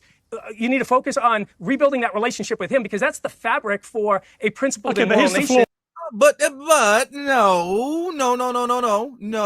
The whole, she needs forgiveness and she needs the Lord and she needs God and she needs all of this and all of that. Okay, where is her apology? Where is her apology? If he said, look, she shouldn't be canceled for the rest of her life, when is she going to apologize? Because she's out here taunting and bragging about the fact that she's using his platform to be rich. She's using his platform as a get rich quick, well, I wouldn't even call it a scheme. She really did it as a way to gain financial money, not literacy, freedom, essentially. She's using his platform for financial benefit based off of calling a black child the N-word. Okay? The whole, well, she wants to be canceled for the rest of her life, and what are we going to do for the rest of her life? Okay, let's say she shouldn't be. Let's say she shouldn't be. Does she need to repent? Because on your platform, she's bragging and she's steadily raising the money. She's allowed to, on his platform, this Christian man's platform, to keep upscaling the money. Now, it was originally 250, then it went to 300 something. Now it's sitting up there $1 million. Now she's just going to keep on raising and milking the cow dry, and he's allowing her to do so because he knows that there are races that are fueling the platform. That something interesting is about to come up. Y'all pay attention. Okay, y'all lock in. Let's hit that like button, y'all. Let's hit that like button. Well, here's the flaw with Shiloh. Here's the flaw with Shiloh Hendrix. She, in her message left on the donation site, it goes on and on, sentence after sentence, playing the victim. She never once mentions that she repeatedly used the N-word. It doesn't exist in her description of the victimhood statement she puts out there. So it's incredibly disingenuous, because people who read that will not realise, if they don't know the story, that she racially abused a child and then an adult in a most horrific manner. And I'm curious, for you as a company, you take, I believe, tips and donations from each of the donations that come in. Is that how the system works? The system works on voluntary donations. Okay. So the only thing that we receive just as out of revenue interest, of the $600,000 plus that have now been raised for her, how much have you guys made, Give, Send, Go, from that money? Presumably you know, right? I actually don't know. Yeah, you see? Oh, that's another thing. That's very important. They're getting a little cut. Yeah, they get a little cut out of that money. No wonder do you understand that with these donation sites, they do take a percentage. So they want her to raise as much money as possible. So attacking a black child doesn't go against their value, and they would encourage her to make as much money as possible because they can get a little cut. Okay. Is that the tithings that you pay to your white supremacist church or something? I'm not sure. I haven't kept track of what the donations to that campaign in particular to Give, Send, Go. Do you feel are. comfortable? Do you feel comfortable making money out of that? What I feel comfortable doing is last week flying out to Detroit, Michigan, and stepping into somebody's brokenness who had a campaign on Give, Send, Go because their car was stolen and another car was in an accident and they found out that their 3-year-old had cancer. Well, that's a different story. That's a different story completely. And it's a completely different story, but that is a different story. The reality of what we use the funds from Give, Send, Go for. The bottom line is you're making, I don't know, tens of thousands, maybe more, out of a particular part of your site that has been set up by a racist who was proudly racist on camera repeatedly. And you say you want to protect children, but the reason that she is so infamous is she originally, in that exchange, racially abused a child. And you might laugh and smirk and smile, none of but us, I don't find any of that funny. You keep jumping. Yeah, I don't think it's funny either. You've put me in a position to try to defend Shiloh, which I have no defense for Shiloh. I don't defend calling a child something like that. What is very evident is that, one, we don't have video of her doing any of those things outside of the post video. So where she literally uses the N-word repeatedly, and she doesn't deny using it against the child. In fact, she makes it clear she did do it because he was behaving like one, she said. So I don't know why you're being so mealy-mouthed about it. The bottom line is she's obviously a nasty racist. She's proud of being a racist. She admitted being a racist, and we heard her being a racist. There is no doubt about what happened. What you're trying to do is cast a little bit of doubt, if you don't mind me saying, because it helps your corporate position, which is you're making a ton of money out of a racist who is going to be a millionaire out of being a racist because of your platform. If you think allowing this campaign helps our corporate position, come on, Pierce. You know what would help you corporately? If you were genuinely true to your mission statement as a Christian site, that you want to protect children, and you were big on that at the start of this interview, I want to protect the kids, then you would remove her site immediately once you had established in your own brain that she'd racially abused a 5-year-old, which, by the way, she admits to doing, right? So you could just do that like that. I'm not going to lie. You got to give credit where credit is due now. You got to give credit where credit is due. Pierce got him. Pierce was on his bumper. Pierce did get him. You know, even though I don't like the fact that he's still trying to compare the situation with Carmelo Anthony to Shiloh, he got him on that point. Because he's all, well, we don't know the video. Notice all of and this is your Christian, okay? These are the same people who will tell you that they don't see race, they don't see color, and we're all children of God. That's what they're going to say. That's the same thing that Lily, who literally admitted that she is an open racist, which is a white supremacist. She is an open white supremacist, told you, oh, no, I'm a Christian. This person who's suspected, based off of his response to the situation, a suspected white supremacist tells you, I'm a Christian. I don't want y'all to be confused when y'all hear these quote unquote Christians come out. Just because they claim to be Christian does not mean that they're not a white supremacist. Does not mean that whatsoever. That means their second religion is based off of something that is secondary. Okay, that's their second religion. That's just what they claim their second religion is. The main one is white supremacy. Now let's get back to the panel where they give their final words.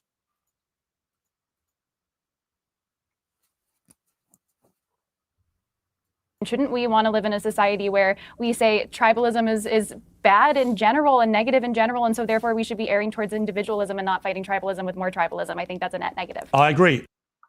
Before we get to that, let me get to some of the super chats real quick. Let me get to that real quick. Shout out to from downtown says they get more than a little cut, brother. They do. They do. Oh, he's getting, if she's raised $600,000, over $600,000, he's getting a good, I don't know what the percentage is, but some tens of thousands of dollars just based off of that alone. So yeah, he getting a pretty solid, good chunk. He getting a good chunk of that money. Shout out to Cowpoke again. He says, look up Cesar. I don't know how to, I'm going to butcher that, but I'm going to try anyway. Look up Cesar Borgaya, aka White Jesus. As soon as you look into Cesar Borgaya, you fully understand the American white Christianity, white supremacy. Yeah, that is white supremacy that they claim is Christianity. Myron, your last words on this. Okay. Because I never got to respond to Myron's the thing with tribalism, it's a natural human instinct. Like, we are literally designed to want to be in communities and want to be a part of a set of community because it ensures our survival. It's been that way since the beginning of time. So the thing is, did it say Caesar? I couldn't see it. It said Caesar. If he's saying Caesar, I thought it said Caesar, but I must have misread it. That people are typically going to align with people that share similar features, and that's why we have the tribalism we have going on right now. So the problem is, it's not going to go anywhere. I think the problem is that we've had this penting up for literally decades, and this has been a response to it. You have people that are coming out and supporting someone who you guys might deem as a terrible racist, but I think it's also very important to understand how we got here, because if we're going to look at the smaller problem, we can't look at the bigger problem. And it's what I said before, unchecked, systemic. All right, Mark Lamont Hill, your last words on this. Now, no. Before we get into the whole tribalism thing, they keep trying to make a false equivalent. They keep trying to compare black people being pro-black and wanting the best for the black community as white people, saying we are pro-white and we want the best, not for the white community. We want the best for the white race. And when they say it, the context is completely different. When they say it, they mean they want oppression. Okay? Because white power condones this type of stuff. Black power doesn't condone any child, whether they're white or black, being victimized. So when they say, well, everybody's tribal, yeah, everybody does want to live in different communities. You have a community in your household, your family, the family that you live with, the family that's in your household. Okay, it's called Caesar. I must have, my glasses must be blurry because I didn't see all the letters with it. I think I must have misread that. I thought it was Caesar though. Thank you very much. Okay, anyway. When it comes to that, tribalism does not mean you get to go out and oppress and go out and subjugate other groups of people for your own benefit. That's when they say white power. They mean we should be unapologetically, unabashedly, okay, in control, in the masters of all of these other non-white people. That's what they mean. That we should have racial dominance over everybody else. When we say black power, we mean we should have racial freedom from the dominance, okay? We should have freedom from being racially oppressed. Even if we stay in our own community, we're not going out and harming another community because we want the betterment of ourselves. We're not going out there harming other people because we want to stay on top of a racial hierarchy. For him to say, well, everybody's tribal, no, that's you making it seem like everybody, there's an equal racial hierarchy. There's only one racial hierarchy that exists in America and in the world, and that is white supremacy. That's it. And if there was another one, you would be able to bring that up, but you can't bring that up, just like you can't bring up the quote unquote cities that were burned down.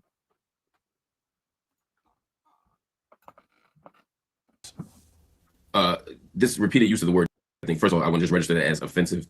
Particularly someone who doesn't identify as a member of that community and who is not, right? I think that's incredibly. I'm the definition of African American. I'm the definition of African American. And troublesome. And to as a Sudanese American or an outsider who's using African American in a very technical term, the same way that Elon Musk is an African American. I think it is a bit disingenuous. But the bigger issue here, I think, is that this idea of equating of one side to the other side often loses track of this issue of power. To use as example, when Black people stand up and say, "Hey, let's build our own stuff. Hey, let's have a Black power movement," that is not the same as a white power. I'll let you speak uninterrupted. Let me finish, please, my Sudanese brother. So when a Black person says, "Hey, let's preserve our culture," I have no problem with Italians or Irish people or anyone else saying, "Let's preserve our culture." But when we don't talk about ethnicity, but actual race, and white people say, "Let's preserve whiteness," it's an exclusionary practice. It's about preserving laws and practices and tactics that do harm to other people. A Black power movement was about opening stores and building businesses. A white power movement was a white power. A white power movement was about something very, very, very, very different. A white power movement included lynchings and included Ku Klux Klan, etc. So let's not pretend that these are opposite sides of the same coin. When white people say, "Let's save our country," and even using language of our country, when Black people built this thing, when you say that, you're talking about forcing people out of the country. You're talking about laws that discriminate. You're talking about doing harm to people. Let's not pretend these are the same thing. Just like these GoFundMe campaigns are not the same thing. I'm okay if everybody gets out of the GoFundMe industrial complex. I'd love that. But let's not pretend that supporting someone for a fair trial is the same thing as supporting a grown white woman berating and calling the N-word to a 5-year-old autistic Black child. And the fact that everyone in here can't be unanimous in condemning that says exactly how they're not the same. I totally agree. I'm going to go to Lily Gaddis and just ask you one more time. Hold on. I'm going to give it to Mark.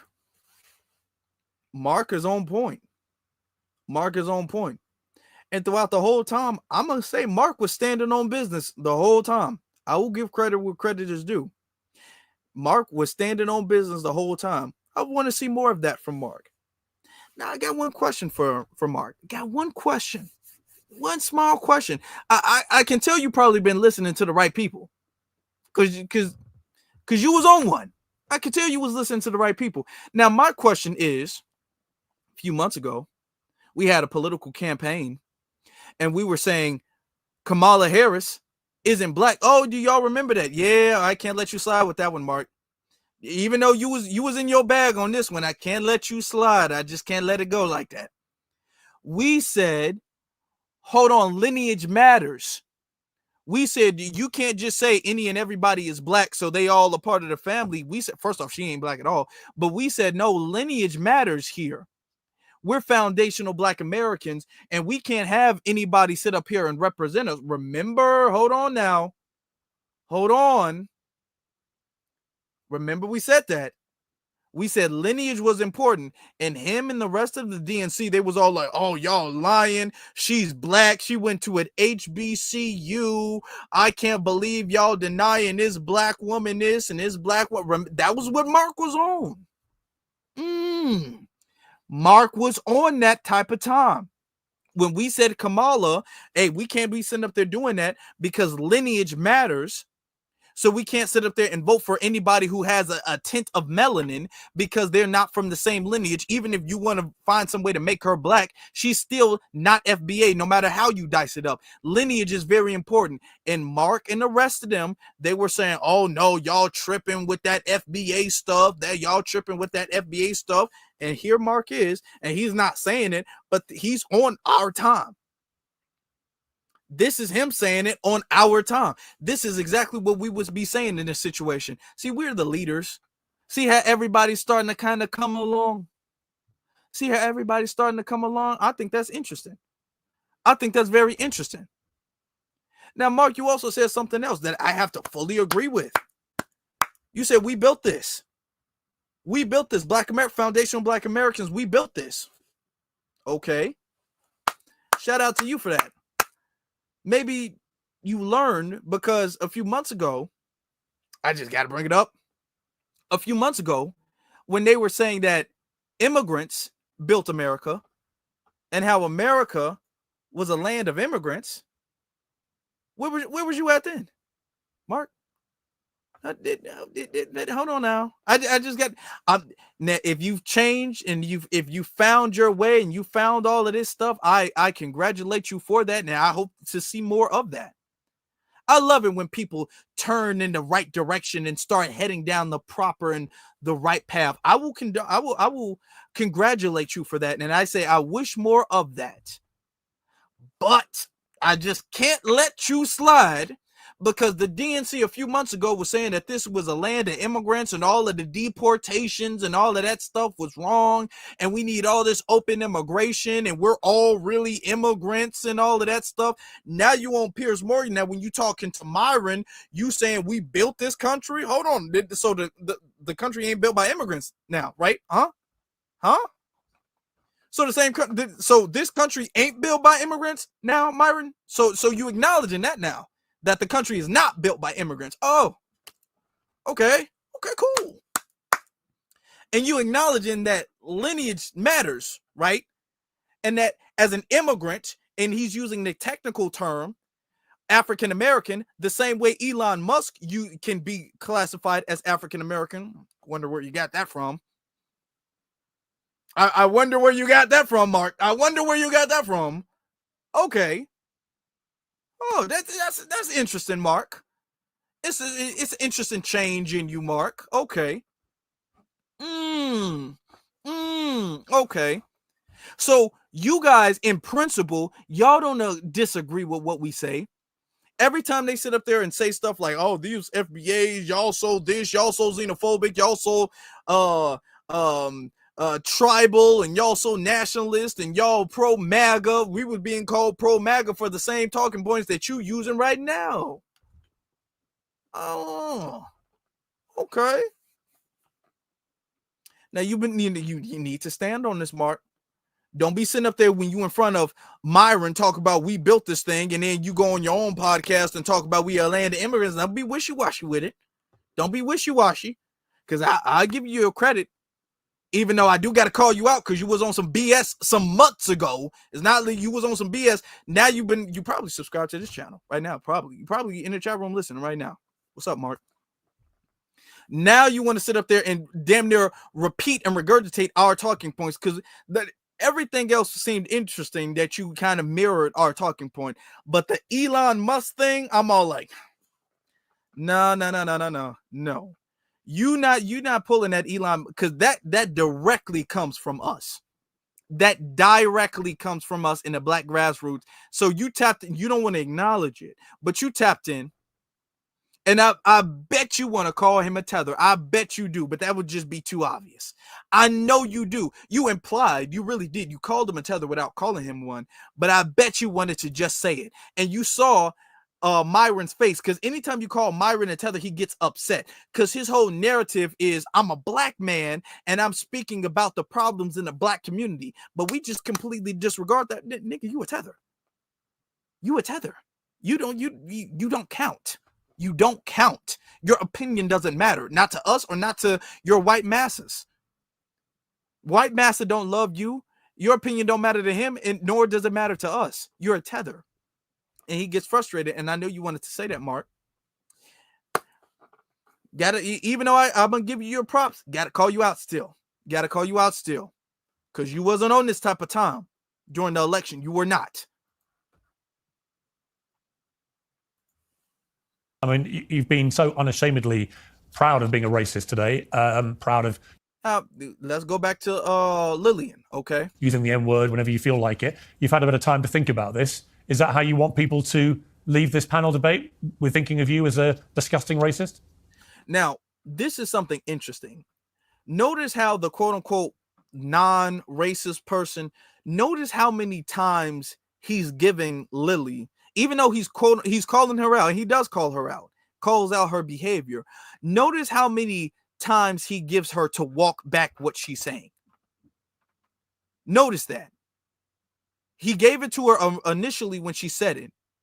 And he's closing it off, and he's trying to give her a little alley-oop to walk back what she's. Do you really want people to leave here thinking you're a racist? Don't you want to wink? Don't you want to clear that up, Lily? Don't you want to clear wink? Come on, Lily. Notice how he's trying to give her a little out. He's trying to give her a little back door to escape from. Okay, just notice that. But what did she do?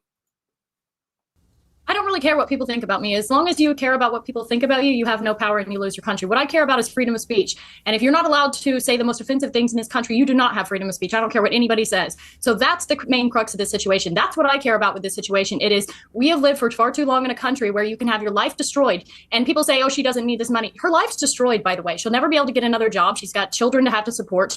And I don't want to live in a country where you can say an inappropriate, rude thing, which, by the way, black people can say things to white people all the time and they never get canceled. There's no backlashing about this. I want to live in a country where people are allowed to say what they want unashamedly, and you will go not on then, have say it. Say you the will M- not have go on, free say speech. go on, say the M word. Go on. No, I'm not Hang on. don't invite. No. No. I don't want you to invite this woman to say a racially harmful term in front of me because I'm the only on here. So if she says it, I'm the victim of it. So please don't invite her for ratings to call me the N-word. That's basically what it's going to be. There's a bunch of white people up here. You and one Uncle Tom on the left here, and to ask her to say the N-word while I'm here is ridiculous. You would not sit here with a Jewish person and say, please use a Jewish slur in front of this Jew. It's ridiculous. I understand you don't have any bad intent, Pierce. I understand what you're trying to do, but we already know she's racist, and I don't want to invite a racial harm to me. I hear you, and I accept that, and we'll leave it there. Thank you all very much. First, Mark lost his cool. I was surprised because he was kind of cool, calm, and collected the whole time, and he blew up. He just blew up. But he's not wrong, but he blew up. But here's how I would have handled it if I was in this situation. Let her hang herself. She's sitting up there digging her grave. Don't stop her. It's not going to cause all. Now, if you wanted to call out Pierce, because Pierce is being slick, because he doesn't deny if he was a Jewish person or Arab person or a Asian person or something like that, he wouldn't have invited somebody on an open platform to use a slur in their presence. He wouldn't have permitted and encouraged them to use a slur in the presence of a non-black person. So Mark is correct with that. However, I still would have said Mark should have waited until she said it and then called Pierce out and her out. That's how I would have handled it. Let her dig it deep. Let her dig that thing deep as possible. Because if she would have said that, there would have been no walking back from that. There would have been no walking back from that whatsoever. Leave them with no wiggle room at all. Let that grave get deep. Let it get as deep as possible. Let them say the most harmful race. Call them out afterwards. Because we don't want to have that be normal. But let them dig their grave. She already dug it, but let her dig it deeper. And then call Pierce out for encouraging her to do that. That's how I would have handled the situation. Even though he's not wrong that he is really the only nigga on there, really. And it is, you sitting up there, that's first off, that's unprofessional, number one. And number two, that's really not moral, but that's what I would have done and how I would have handled it. And been all like, Pierce, you're not slick for allowing that to happen, because you wouldn't have done that with anybody else. You would have been more cognizant of other ethnic groups' opinions on you doing that. But that's how I would have let that happen. But she said it, and that was the end of that. Let's get to Lily right here, right? So Lily, this unapologetic racist out here, she's super racist and stuff like that. She's out here bragging about her family. Remember, we said we were going to get into that, right? We said that we were going to get into that. Bragging about her family. And then somebody looks at her, and then they were going through, y'all, her pictures, her old pictures. And then they said, hey, something about you, Lily. Look a little, your nose, Lily, your nose. It's a little big. I don't know about all that. I'm not sure about that, Lily. You look like you might be a mutt. I don't know. Are you a nigga in disguise? I don't really know, Lily. So then people started digging deeper. They started digging deeper, and they found her mom. They said, hey, your mom, what your mom is? What your mom is? Because you was talking about how your grandma and your mom said, but hold on now. What's your mom? Your mom don't look Aryan. I thought you said you was Irish and English. What your mom don't look Irish, nor does she look English. Your mom, a lot of people are saying, Oh, she looked like a Jew. Oh, so they started digging even deeper and deeper and deeper. Turns out that Lily, what's her name? Gladys, she had changed her name legally. Her original name was Lily Coleman. And then people started looking up Lily Coleman in her old accounts because she had several old accounts. And they were all like, oh, turns out Lily Coleman right here. Oh, let me just read the tweet itself. I don't care what you guys think. I'm a proud Jew and I stand with Israel. And this tweet was in 2019. This is what she said, Lily Coleman. Okay. Oh, so you one of them. So you know what the alt-right thinks about that. You know they don't play. Alt-right people, let me tell you something about the alt-right. They don't play that white in disguise stuff at all. They don't like that whatsoever. They don't like that. And this is why she's so extreme. Notice how pure whites, what they claim to be pure whites, the British and all of that stuff. Notice how they're more really on code with their racism. They're more covert and slick and up to date with their racism. Notice how the almost whites, because they really they like the Jew. When it comes to that community, they're white when they want them to be. They're not white when they don't want them to be. You're not a pure white. You're like a necessary white, like a bonus white, like a side character white. That's how they view them. So it was like, okay, you're trying to trick us. That's how they look at them. Them white passing mulattoes, all of them, you're trying to trick us? Oh, we don't tolerate that whatsoever. This is why they go so hard and so extreme. Just like her, just like Nick Fuentes, just like all of these people who are got a little bit of white in them, but they're not really white. They're like they're like in the side character of white. They're like around the perimeter of white. They're close enough to fit when necessary, but they're not really white like that.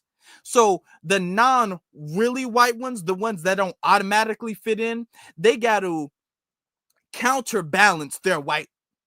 They got to go extreme with the racism because they're not fully in. They're not fully clicked in. So they got to go super, super extreme. That's why that's why Nick Fuentes, that's why they go above and beyond to counter their non-whiteness. And according to them, Jewish people aren't really white like that. So, oh yeah, you trying to hide and disguise. You're not no white woman. You're not no white woman. You trying to disguise. Oh, no. You trying to get on the inside. You supposed to be on the outside. Oh, and then I found out, oh, they dragging her online. Oh, they dragging this. Look at this. Look at this. Her in the room of alt-right people. Look at this. Oh, fucking hold bitch. on. I got the other. Look at this. This is Lily. Her account is down there, y'all.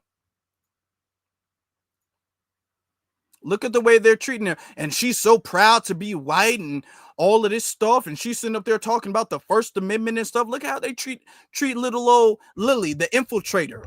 Leave on that note, but yo, fucking bitch, fuck you. That's probably a good time to clear the deck. What do you think, Dalton? What are you talking about? I'm looking at a tweet right now that somebody sent me. It says from your old Lily Coleman account. It says, "Don't disagree till you've read it. I dated an Iranian and a former Muslim, and he will be the first person to tell you Islam is not a religion of peace." Sent March 26, 2019 from your Lily Coleman. Well, W that guy because he beat the shit out of her. If you read in between the lines, they probably had sex. Yeah, and he beat the shit out of her. I don't know what that is. I don't know. Sam's always got the receipts. You know what it is. What do you mean? What's this whole old account? Is it not yours? And your tweet says, "Read the Quran as I have, and I'm sure you'll change your opinion." And then you say, "I dated an Iranian and a former Muslim." I don't. I'm looking at your. I'll put it up. I'll put it up. Honestly, I'll put it up in the I'm desk. being honest about everything. So if you don't want to believe me, that's fine. But like, I may have sent that, but I genuinely do not remember it, and that's probably because I'm stupid. but I've never claimed to be smart. So I've Was probably it your just forgotten account? about it. Can you confirm that was your account, at least? Your old account? That is you, right? I mean, I had made a bunch of old accounts and then I didn't end up deleting. All right, that's a little non-committal. I mean, come on. She confirmed earlier it's her account 100%. She already Yeah. I mean, confirmed I'm not that. It's up in disagreeing. the It's nest. probably my account. So did you Where's date the the good stuff? Iranian? Did you date the Iranian or not? I have dated 3 people, and they have all been white people. So was it a white Iranian Muslim? No. Okay. Yeah, Well, something's not adding up. Something's not adding up here.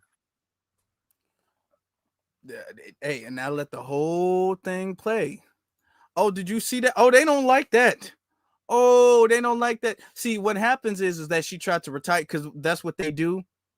They like to be around black people and all of that stuff, and they like to be the liberal or whatever, and then they turn conservative later on. She tried to turn conservative a little bit early on before she cleaned up all of her background and her receipts. Oh, they don't like no white infiltrators. Oh, no, they don't. They essentially you slept with a black guy. What's all of this now? You slept with a black guy. You're not even really one of us. You're not one of us. Oh, but she's sitting up there campaigning and she's promoting calling a child all this and all of that, and she's sitting up there doing all of this stuff.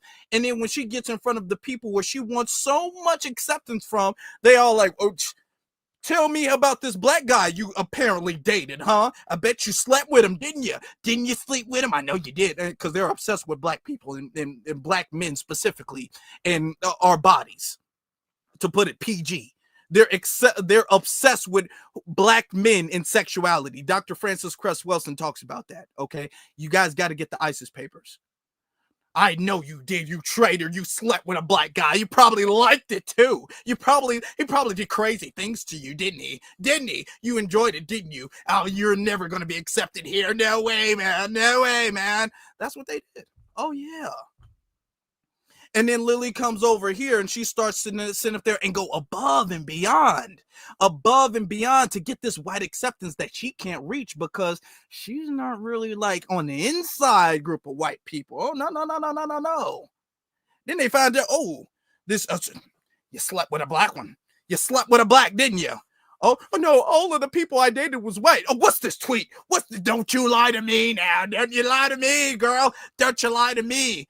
You slept with a black guy and you liked it too, like you always do. You guys like sleeping with the blacks, huh? Huh? You're Jew. You're not white. You're not one of us. That's what they do. That's what they do. That's what they do. Now, remember, she said, Piers Morgan said, oh yeah, I tweeted Nick Fuentes, right? Oh, Nick Fuentes. Okay, all right. Let's see what Nick Fuentes had to say about Lily. We're going to see what Nick Fuentes had to say about Lily.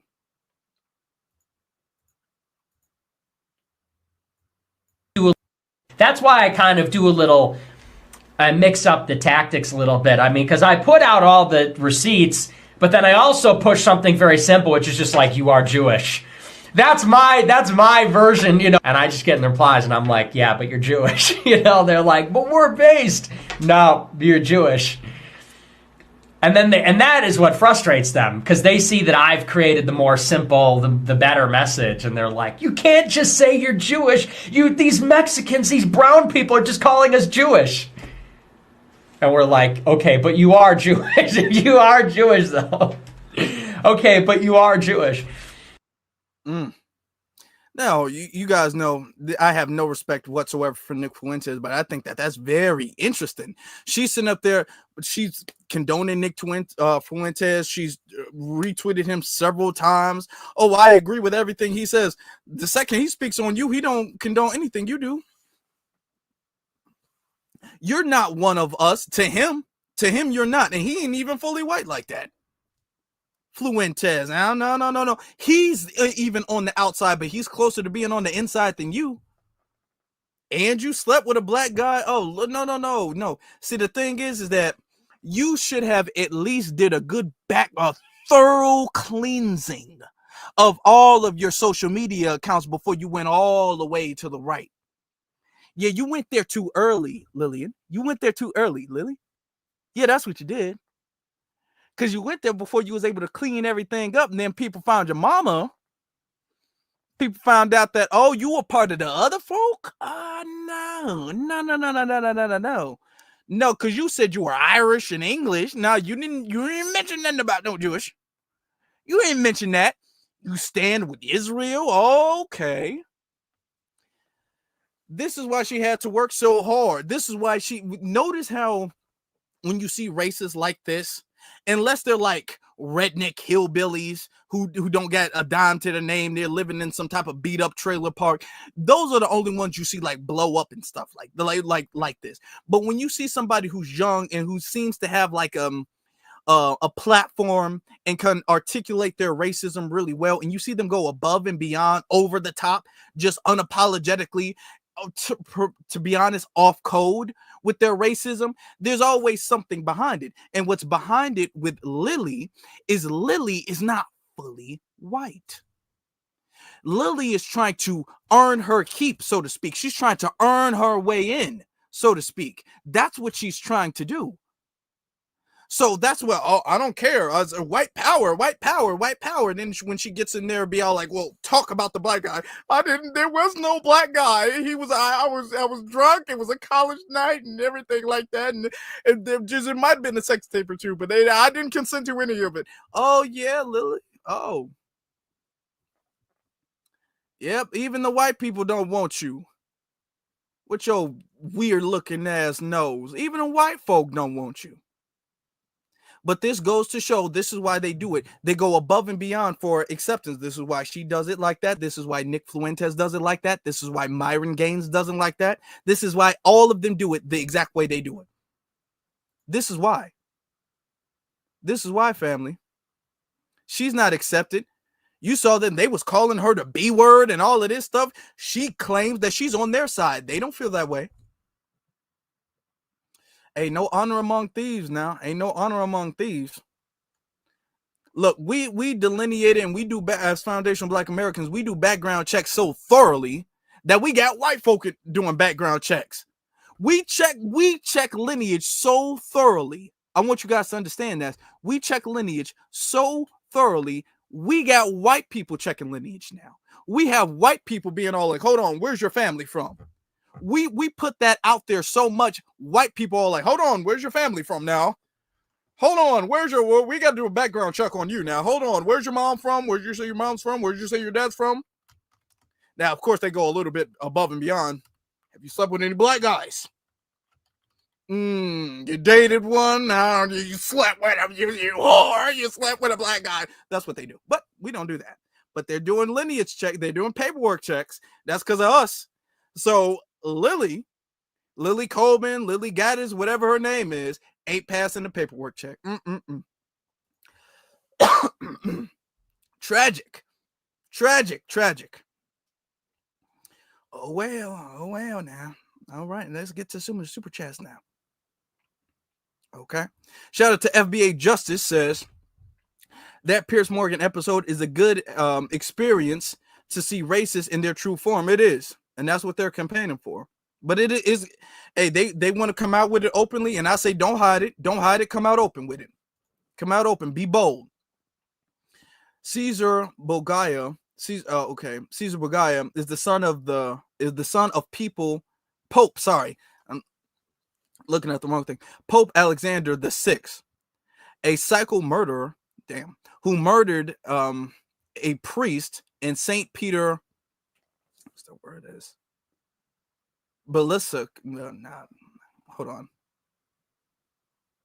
Basilica. I believe that's how it's pronounced. He is a white man they pray to. Okay, I'm gonna definitely look at that. I do know about the situation with Caesar, but I need to refresh my memory on that. It says Pope Alexander VI is also the Pope that sanctioned the transatlantic slave trade through the Catholic Church. It all ties into each other. That's very interesting. Okay, when they want to talk about how Christianity and the Catholic, I know they just elected a new pope or whatever the case is recently, but then when they want to talk about how the Catholic religion is against racism, and the Catholic religion was one of the main ones funding and supporting racism and slavery. FBA Justice says Mark Lamont, Shill, and Joy Reid are out. Yeah, they're out. They don't have Zaddy paycheck anymore. So now he is on our time. That's interesting. Yeah. Now that they don't have really big networks to back them up, now notice how they're starting to parrying our talking points and start mirroring us. No, just notice that. Mark sent up there, damn near called Myron a tether. That's interesting. Let me see. From downtown says 10,000 lashes for Lily. Oh yeah, no. How you gonna be a false white, false advertising? Oh, we don't allow no false advertising. You sleeping with a black guy, and you think you get to walk here with us? No. No. They don't like that. They don't like that, Lily Coleman. Better say your whole name right now. We need Tariq on that panel bad. LOL. Shout out to Kyle Polk. That would be hilarious. That would be hilarious. I know Tariq said he's gonna do it if he gets paid, but ain't nobody trying to fork up no money. So, but that would go super viral. That would go huge viral. That would go super viral. That'd be interesting. FBA Justice again says Lily's white nose did the job. She was trying to pass. She's done. I love it. Oh yeah. Yeah, it looked like she might have later on got a nose job or something like that, but they found her old pictures. They like, that nose look a little big to be Scottish now. I don't know about that. They did a little background, found your mama. Oh, your mama's hair got a little curl to it. Where's that from?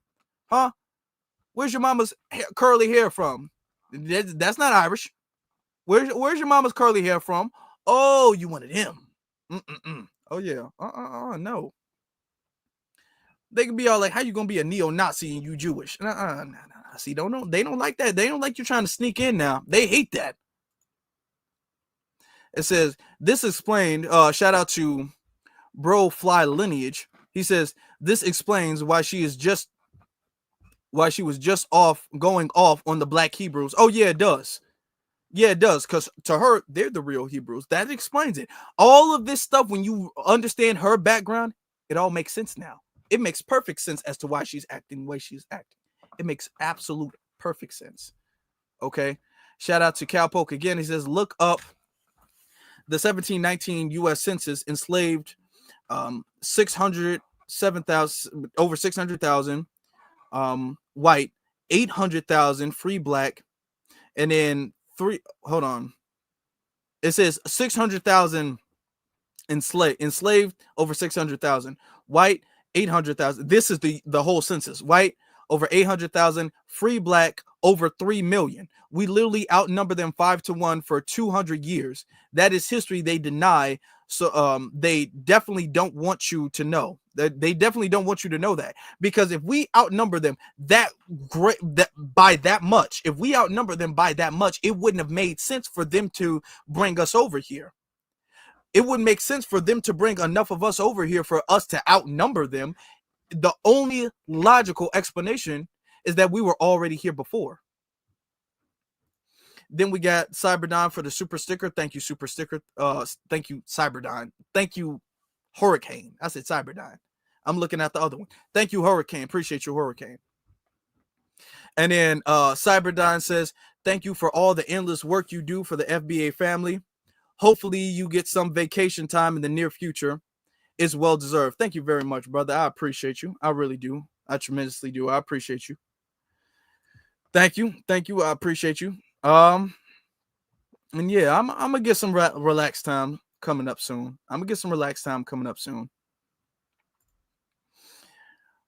Yeah, when you push too hard, Lily, and people start digging it. See, the thing is that if you were a little bit more covert, you might have got away with it. If you were a little bit more low key, you might have got away with it. But since you just went for the gusto, went for the jugular, that made people look into you like, oh no, she looked like she's compensating for something. What are you compensating for, Lily? What are you compensating for? Oh yeah, you're not really one of us. You're one of them. Oh, see? Ain't no honor among thieves, y'all. Ain't no honor among thieves. But that's interesting. They're pushing for open racism, and they're turning on each other. No honor among thieves, y'all. No honor among thieves. Brothers and sisters, family, I appreciate every single last one of you all for watching. I appreciate all of the support. Let me make sure I get all of the cash apps. I acknowledge all of the cash apps before we get out of here. I appreciate you guys for that. Thank you so very much, family. What you guys can do, if you guys are not getting the notifications, what you guys can do is you guys can follow me on my various social media platforms. That is Afro Elite on Instagram and then the Afro Elite on Twitter. The link is in the description below. Also, I would greatly appreciate if you guys like this video and like this channel, hit that like button.